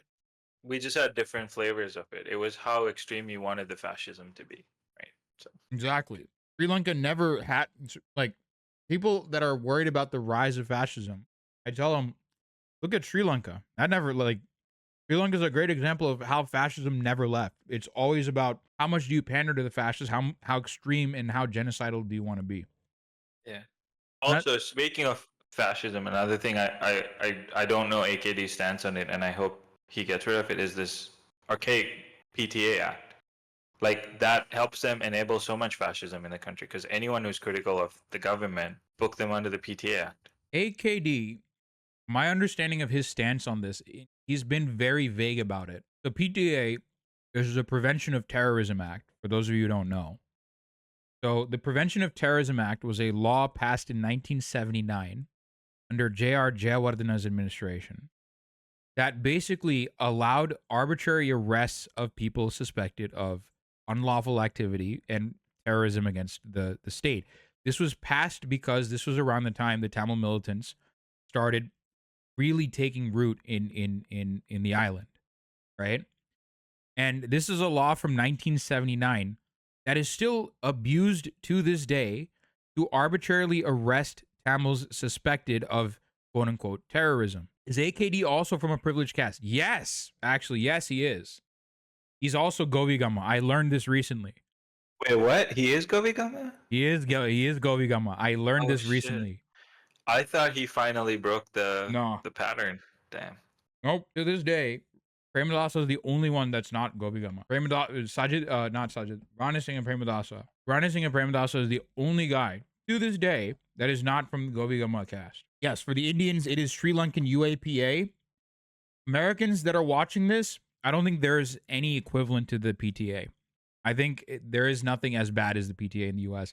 I think you can maybe say it's Patriot Act, but I don't think you can get arbitrarily arrested by uh the state for, that kind of stuff. I guess the closest experience that Americans have to something like the PTA is like getting swatted. I think that's the only thing like that comes close to that. So yeah,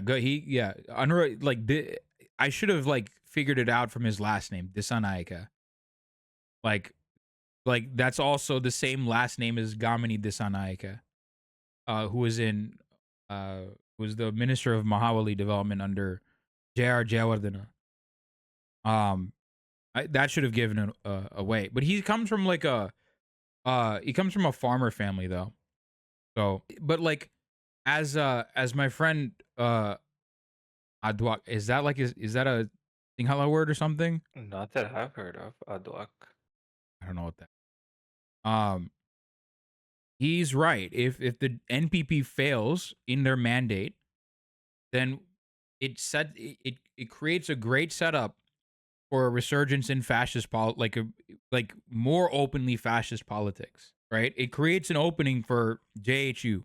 I mean, maybe not JHU, but what it might do is that it might radicalize the South, like the Southern youth, into fascism. So what we might see is a new set of open Sinhalese Buddhist nationalists that are different from the old guard. Similar to how you have a new set of white nationalists in the United States that are divorced from, like, similar to how you have like Proud Boys in the United States and other like newer white nationalist groups in the United States that are not necessarily related to the neo-Nazis, that are not related to the KKK, right? You have an online set of neo-Nazis in like Nazis online in the United States, or similar to how you have, the ACP, the American Communist Party, similar to something like that. So that's what I fear might happen if the NPP fails.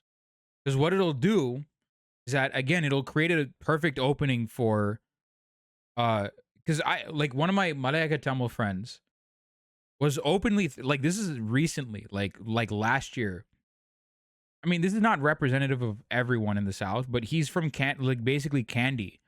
And he was threatened by this Sinhalese guy. And the Sinhala dude was like, yeah, we destroyed your people, you Kotis, like we destroyed you Kotis. Koti means tiger in Sinhala. And I think at this point you can basically kind of say it's a slur for Tamils. Like you can kind of say like it's a slur for Tamils. So like you can, like, this guy like was being called Koti, like we raped you, like they were saying like, oh, we raped you people, like you will like saying like openly genocidal shit towards my Malayaga Tamil friend. This is like last year. That sentiment hasn't gone away.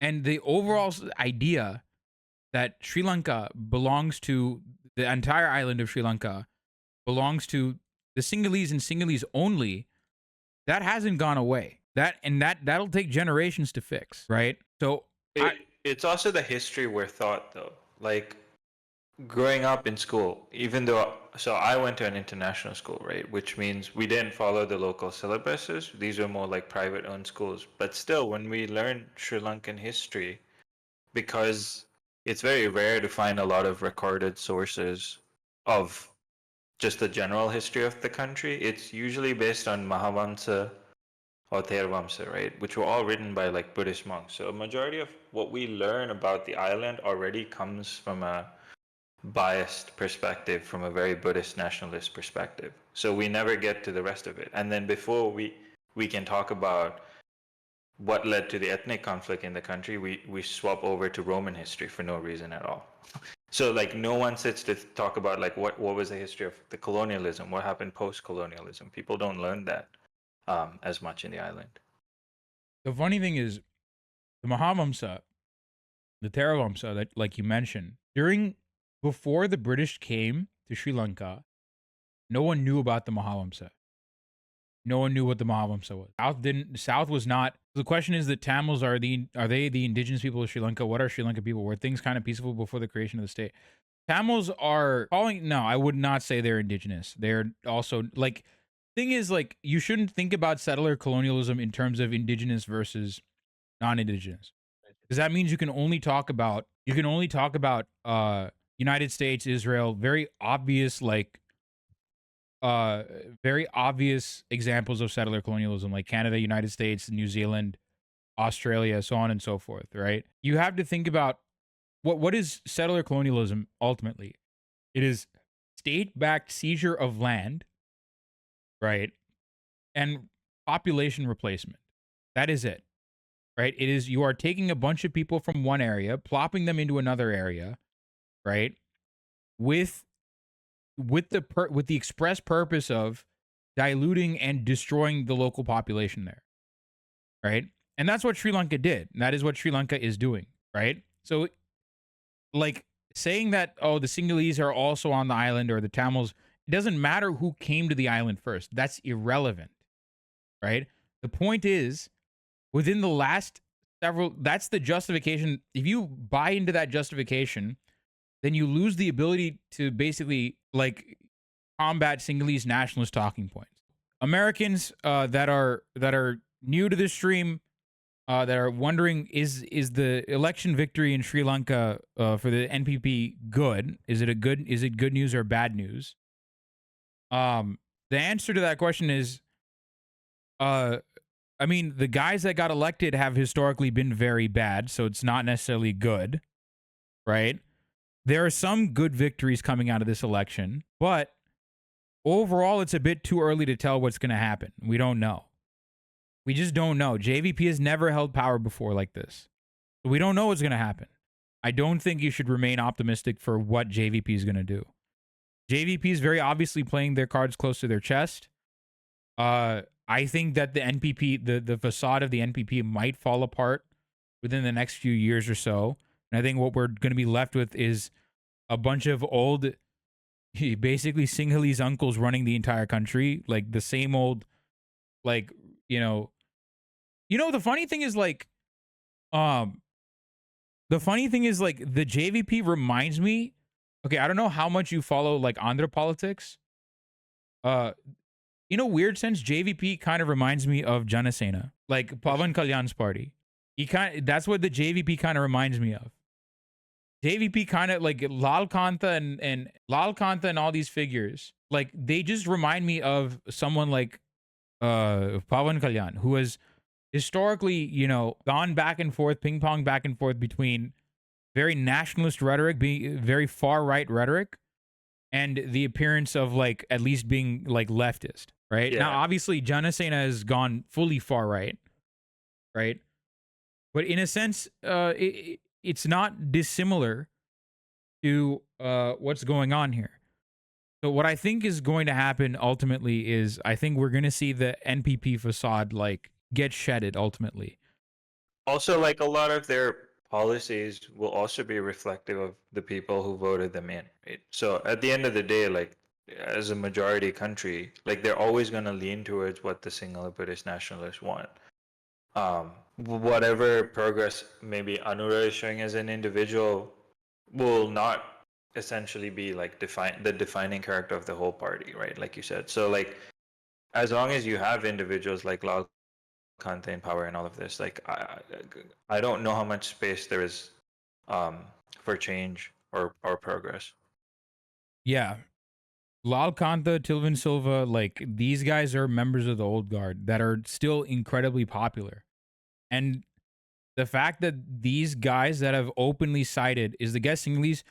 No. So let's actually talk about that for a second, because I want to talk about sort of, so the guest is not Sinhalese. He speaks Sinhala. Fazil speaks Sinhala. He's bilingual, actually. He speaks Tamil and Sinhala. But no, he's neither. He is Muslim. But I guess, like, now that you're in Canada, you do identify as more or less Tamil at this point. Yeah, and I arrived at an interesting take for that. I know it is a controversial topic for a lot of Sri Lankan Muslims or Moors, like you said.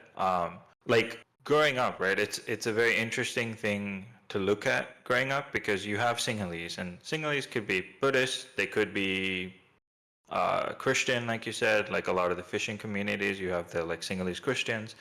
Then you have Tamil, but then you have Tamil Hindus, you have Tamil Christians, and then the Muslims like to self-identify as like Sri Lankan more, right? So we always grew up like when you have to fill up race in forms, it's always like Sri Lankan more. And I think like a lot of the identity of Muslims in Sri Lanka is they go as Muslim, and they like, if depending on who you talk to, they'll be like, yeah, you know, we are descendants of like a lot of the Arab traders who came in and married locally and everything.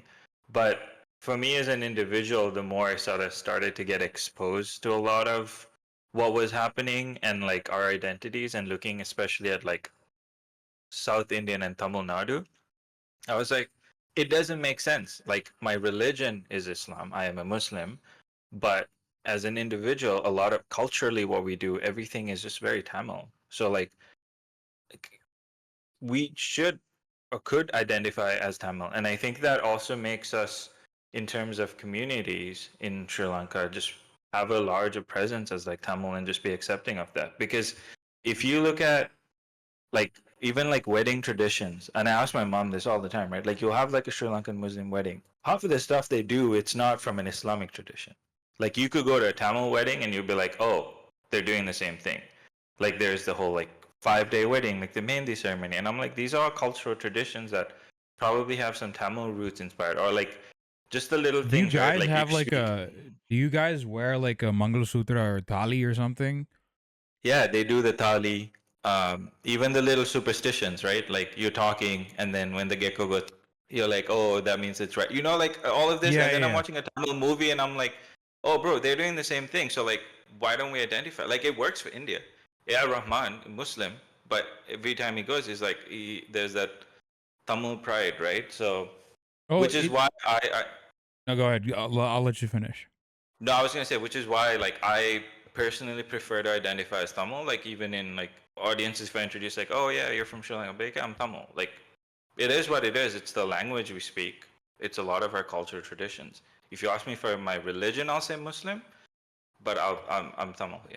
Yeah, but your opinion is actually in the minority. Like you are Yes, very much. deep minority. Like most, like Ceylonese Moors, most Sri Lankan Muslims, they don't agree with this opinion, and the reason they don't agree with this is mainly for one. I mean, it's mainly for a couple of reasons. The biggest reason comes in the form of Ponnambalam Ramanathan, who basically was very like chauvinistic, and he was like the elites of the Tamil community in the island. And he comes basically like, if he were around today, we'd call him a Sanghi. Like we'd call him like basically like a Hindu nationalist kind of figure, right? He specifically conflated the Tamil identity with, you know, the very Shaivism, very agamic beliefs of the Brahminical beliefs of South India. In fact, one of his like I guess mentors, ArunAnnow, literally went to South India to learn the quote unquote Hindu beliefs from South Indian Tamil Brahmins, right? And basically exported it back to Sri Lanka, back to the island, back to Elam, right? So this guy, the ArunAnnow and Ponnambalam Ramanathan, it was these two guys that basically conflated the Tamil identity with Hinduism and made it like a sort of religious identity, and that's why, like in a weird sense, the guy that basically was managed to like bridge the divide between the Tamils and Muslims was a Christian dude. Like he was a Christian guy, Tamil Christian guy, SJV Selvanayagam, right? So he's the guy that was like, all right, you know what? Look, we are all Tamil speakers, whatever. Like we all speak Tamil, doesn't matter. Like we're Tamil pesum makkal. Like that's what he basically said. But again, like that's why the Muslim identity in Sri Lanka is actually quite different. It's even though, and I think you lived in Malaysia, and you basically had like you tried to explain to both Malays and Tamils living in Malaysia that you are not Tamil and that you were Muslim, and they all went like, "What the fuck are you talking about?" And they were just like, "What the fuck are you on about?" Like you like the Malays, I'm assuming, were like, "Dude, you are brown. You look Indian. Like what the fuck is wrong with you?" And then the Tamils were like, "You speak the same language as us. The fuck's wrong with you?" Because there are, again, in Malaysia, you have Tamil Muslims. You have Tamil Muslims. You have that mixture. And in India, the reason you don't see like this sort of divide between Muslims and Tamils or anything like that is mainly because one, like you'll have like, okay, Tamil Nadu's sort of makeup is very different, right? Because like you'll have Telugu speakers. They will go home, speak Telugu with their mom and their dad, right? They'll speak Telugu with their mom and their dad and their grandparents and whatnot. But then you cannot tell that they're Telugu unless you hear them speak Telugu, right? They're Tamil for the most part. There's a guy called Sid Ahmed, who's like the founder of VDART, and he's from Trichy. He speaks Dakini at home. He speaks like Dakini at home. He doesn't even speak Tamil like at home. He speaks Urdu basically, right? He's a Tamil guy, right? He identifies as Tamil, right? So that's the sort of makeup. And the reason that's the case is that Periyarism, Dravidam, basically united everyone against Brahmanism. So Muslims, Christians, Sikhs, whatever you may be, right? Buddhists, whatever you may be, basically said, no, the real problem is like North Indian influence in the form of, and also the other thing is like Brahmins, they believe that Sanskrit is like the best language, is the god Deva Bhasha or whatever. And they think like Sanskrit is God's language or whatever, and they think it's superior to Tamil and some nonsense like that. So, and they also like had like 70% of the jobs, 50 to 70% of the jobs under the British. So we're going to oppose British imperialism and Brahminical hegemony in one go by uniting all the Tamils. And Muslims were a part of that. And so that's why Muslims are like, all right, we're also Tamil in Tamil Nadu. But that didn't happen in Sri Lanka. That didn't happen in Elam, right? What happened was, unfortunately, the very thing that Periyar opposed, right, was the defining marker of early Tamil revival, basically. Good thing the self-respect movement did in India is make it so that people who speak Tamil are Tamil. This didn't happen with Elam Tamils. Yeah.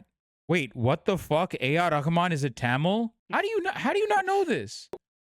He's literally walked out of like questioning, like meetings, like what do you call them, press conferences, or like those red carpet. He famously did. He was in a Hindi language like award show, or it's supposed to be like an English language award show, but everyone was speaking Hindi. It was supposed to be English, but because most everyone there was North Indian, they all spoke Hindi. And this guy like straight up went to the stage and is like, he starts speaking in Tamil, like proper, clean Tamil, right? Yeah. It was IFA when he gave the award to Ranbir for Rockstar. Yeah, it was IFA. Yeah. He refused. Yeah. How do y'all not know this, man? Like, what do you mean? They call him Mamak, although that is generally used to describe Indian Muslims in general. Yeah, A.R. Rahman is like, he's like, all his entire family is like Varga Tamil, like they're all like that. But yes, generally speaking, make Fazil Tamil again. More really, yes. The legal term for the Tamil-speaking Muslims of Sri Lanka are Sri Lankan Moors. That's the legal term. It's a wild thing to say, but yes, the legal term for the Tamil-speaking Muslim population of Sri Lanka is the term Moor. And that's because also it has nothing to do with the actual Moors. Yeah, and nothing to do with actual Moors. Nothing to do. Like, the only connection is that the guys that colonized. No, the only connection is that the Portuguese colonized Sri Lanka. That's it. Yeah. The Portuguese colonized Sri Lanka, saw a bunch of Muslims, and were like, "Oh, you guys are like the Moors," and then that's it. Do Muslims practice caste? I don't think so. I don't think Moors do not practice caste, as far as I know. There's a massive class system, but there is no caste that's explicitly practiced.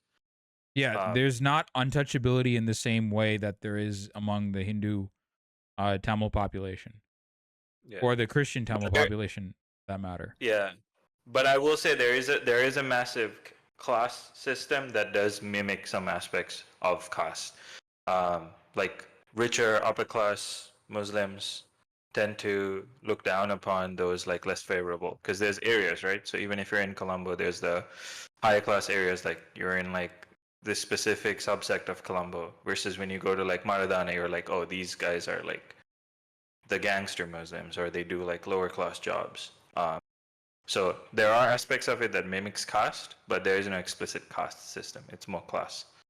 And this is gonna blow the minds of all the Americans in the audience and all the outsiders that are not from this, that don't know anything about Sri Lanka. So a lot of the bigotry that Muslims face, especially in the Sinhalese dominated portions of the country, it's not the Islamophobia that you're thinking of. It's not the Muslims are. I mean, now it's begun to seep in a little bit because of 2019. But no, even today, the predominant form of quote unquote Islamophobia is just rebranded anti-Semitism. It's the idea that like Muslims are running the banks. They are trying to basically do what was it? Sinhalese replacement theory, like they run the banks, they run the markets, they're doctors, and they're injecting our women with sterilization techniques so that they can't have children. There's a huge thing. Yeah, there was a guy that got arrested, that got falsely arrested for that. To be honest, Muslims here do kind of practice caste. In the old time when Brahmins converted to Muslims, they took surnames like Saeed to be seen as higher status. I think you're Indian, right? Yes. Indian Muslims outside of Tamil Nadu do practice caste, as far as I know. They do practice caste. But yes, yes, a lot of people don't know this, but like the prevailing form of Islamophobia in Sri Lanka is rebranded anti-Semitism. Like literally, here's a quote from Anagarika Dharmapala. He literally makes this comparison. Quote, "The Mohammedan, an alien people by Shylockian method, became prosperous like the Jews. The Sinhalese sons of soil, whose ancestors for 2,358 years had shed rivers of blood to keep the country free from alien invaders, are in the eyes of the British only vagabonds." Right? The alien South Indian Mohammedan comes to Ceylon. He's a neglected villager without any experience in trade, and the result is that the Mohammedan thrives and the son of the soil goes to the wall. That's the quote. That's what the Sinhalese Buddhist nationalists said about Muslims, and that's because there were some Muslims that did engage in trade in the South, in the Southwest especially. Now, the weird thing is like the Tamil like leadership had basically the opposite take about Muslims because the Muslims in the Northeast had different occupations because they were basically farmers, they were agriculturalists. They weren't as engaged in commerce or trade as the Muslims in Colombo were, or in the Southwest were. So he was basically calling them like, barbarians. Like he was calling the Muslims, like Ponambam Ramanathan was calling the Muslims in the Northeast barbarians, basically. So he saw anti-Semitism and said, "I'm gonna use it for the Muslims." Yes, yeah, that's what he did. That's what Anagarika Dharmapala said. Is this? That's a mind fuck for a lot of like Americans. Like, because generally American conception of Islamophobia and anti-Semitism is that the anti-Semitic tropes are all about like this shadowy cabal running the entire world, running the entire banking system or whatever nonsense, right? And then Islamophobia is about, how Muslims are barbarians and they're terrorists and they don't treat their women right or whatever, right? That's the very clear delineation that Americans and Canadians and Australians and New Zealanders and British people have about Muslims, right? And Jewish people, right? Not all of them, but like the far right people, right? But in Sri Lanka throws a very huge wrench into that. Because again, in Sri Lanka, there's one group of people that you associate with when you say terrorist, and it ain't the Muslims. It's the Tamils. The Tamils are the terrorists in Sri Lanka. And the Muslims are in a sense, they're the, and correct me if I'm wrong, the Sri Lankan state and Sinhalese Buddhist nationalists kind of view the Muslim community as the sort of good ones, as the good minority. They view Muslims, especially like the ones living in Colombo, like Ali Sabri is like the good minority in the eyes of the state. Well, they pick and choose, right? So it's like if you fall in line with what they want to do or what they're trying to say, you're the good Muslim. But if you like stand up and you're like, no, we need equal rights, what you're saying is bullshit, then you're not, right? Like this is my beef with like Ali Sabri as well. Like during COVID, they were spreading this theory that bodies have to be cremated, uh, and you cannot bury them. And like burial is like such a huge, like an important part of like the funeral process for Muslims. But it was like, no, no, no, we cannot like have them here. There's like scientific evidence. There was none. And then Ali Sabri was one of the Muslims who was like, yeah, you guys should listen to this. This is health evidence. So he fell in line, so he's good Muslim. But the Muslims who are against it and protesting, they're like bad Muslims. So it's also very seasonal, right? Like if election season's coming up, they'll be like, which communal rhetoric can we stir up now? Do we go for Tamils? Do we go for like Muslims? Uh, so it's like it's a mixed bag, and there's very subtle racism as well that's like present in everyday life. Like if they know you're Muslim, they're like, oh, it's because you're doing a certain thing. Like the Hindutva brand is slowly spreading over as well, right? Like halal meat is very common in Sri Lanka. You can find halal meat anywhere. Yeah. But then now they're starting to import that brand of like Islamophobia of like, oh, why is it halal meat? We should have our own meat. What's the difference between Wait, this are and you this talking? and this? I'm assuming it's happening on in both the Tamil community and the Sinhalese community. I'm assuming it's happening in both, right? Yeah, it's more prevalent, like for me, because I've seen it in Colombo areas, which is I'd say predominantly like very Sinhalese. So yeah, it happens everywhere. So it's a mixed bag of like who's considered good, who's considered bad, and it's also very seasonal. It's like which brand of racism are we going for in this season, and then that's what's in season if you're a good Muslim or bad Muslim. There's yeah, it's I know a guy that is not, I don't think I think he's like Malay Muslim. Like he has like Malay Muslim Yeah. ancestry. And that's another can of worms if I'm gonna be honest, because like Malay Muslims are, they have their own, Malays have their own, they are basically Malays. Like they have Malay ancestry, right? Ethnic Malay ancestry. But these days, like they're very integrated with the Sinhalese population.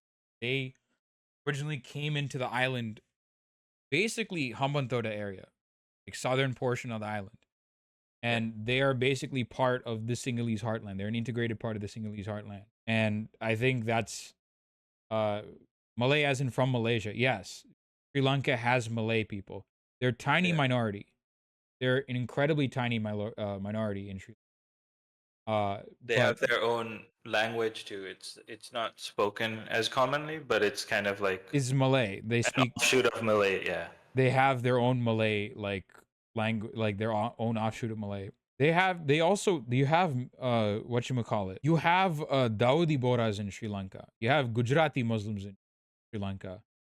Yeah, there are people, so they call them Maymans. Maymans, yeah. Like Urdu. So like they speak like Urdu at home and like.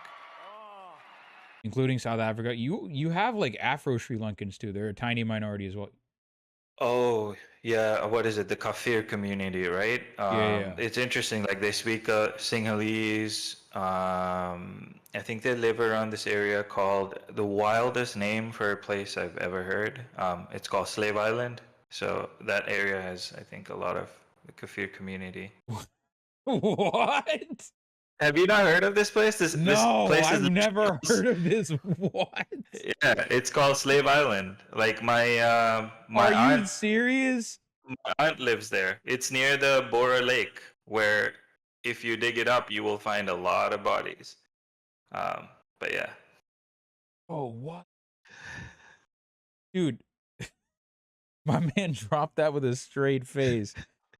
By the way, like, just to give you an idea of how crazy Sri Lanka is, there's a whole controversy last year where Ashu Marasinha, that guy, that idiot, he got caught by his girlfriend sexually abusing his girlfriend's pet dog. And that became a whole controversy. Like Ashu Marasinha was a member of parliament and was an advisor to Ranil Wickremesinghe. And he got originally booted from the cabinet. He got booted from Ranil's administration. because it was discovered that eventually discovered that Ashu Marasinha was receiving sexual favors from his girlfriend's pet dog. Sri Lanka's presidential advisor caught on video sexually allegedly abusing a pet dog. That's a real story. That's a real story. Horrifying video. This happened 2 years ago. 2 years ago. This is welcome. Welcome to Sri Lankan politics. Sri Lankan politics is genuinely batshit crazy. It's nuts. There's no other way to say it. And it's like, no, and the other thing is like, we haven't even talked about like, we've only barely touched the genocide today. Yeah, like don't even get me started on 83, 89. Like my mom was in the thick of it. No, I know. I have people that escaped. I have family friends that escaped Sri Lanka from Black July, yeah. Yeah, from Black July. Like I have family friends that escaped the island during Black July. And what they told me was basically that what the monks would do is that they would mark the houses, especially in the north, or in Colombo especially, they would mark it with the Sinhala letter Shri. Because the other thing that doesn't get mentioned a lot is that the name Sri Lanka is actually pushed forward by Sinhalese Buddhist nationalists. The reason we call the island Sri Lanka is because instead of Ceylon or whatever, right, is because Sinhalese Buddhist nationalists pushed for it. That's the thing that doesn't get mentioned a lot. So, you know how Indians, you know how Sanghis are pushing for the name Bharat? All the Sanghi psychos in India are pushing to rename India Bharat. That happened in Sri Lanka some 30, 40, 50 years ago already. And that's why we're calling it Sri Lanka. Like every time I show people this article, their heads explode because people are like, how did Sri Lanka get away with all this? And it's because no one's ever been held accountable. The Sri Lankan state apparatus has never held any of the war criminals accountable, which brings us back to the election because Anukumar Dissanayake literally came out with this. NPP will not seek to punish anyone accused of rights violations and war crimes. This is the current president, Anukumar Dissanayake. This is the guy that's now the current president. This is now the current president of Sri Lanka. He's basically saying we're not going to prosecute any war criminals. So this is partially the reason why I don't have much hope for the NPP. I don't. Is because he's openly come out and said stuff like this. He literally trotted out Sumandiran as like, he's my Tamil friend. I'm not racist. I'm not racist. This is my Tamil friend. What do you mean? I have Sumandiran on my side. What do you mean? What is the significance of this election? It's that dynastic politics is broken. That's like the biggest significance of this election, and that there are some wins from it. But the honest truth of it is that these guys that won, AKD, JVP, NPP, they cannot be called leftists in any meaningful sense of the word. And any like actual like Sinhalese leftist that has since left the island will tell you that straight up. Like Bhashna Abhivardhana has straight up said I know these JVP guys, right? He was in the thick of it when JVP was rising up against the government. He was like in the thick of it. Bhashna Abhivardhana was, right? He was covering the JVP. He literally went and talked to Taraki Sivaram, right? And said like, no, because even some of the Tamil nationalists at the time were basically saying like, no, we can work with the JVP. I mean, they're communists. Like we're somewhat left leaning. Like we can work with the JVP and well, NPP didn't exist at the time. We can work with the JVP. But what happened was Bhashna basically straight up told, no, JVP is a virulently anti-Tamil racist party. Like, what are you doing? Like they're like part of the platform, part of their electoral pivot is the fact that they are basically, you know, large mouthpieces for settler colonialism and genocide. It's like establishment Dems versus the progressive wing here. No, it's like there's really no equivalent for what this is. It's like Kamala Harris, like going full throated in support of like the Israeli war crimes in Gaza, or like trying to outdo the right, the far right in America with regards to war crimes in Gaza. That's basically what this is. They're just having like a veneer. The AKD just has a veneer of progressive politics.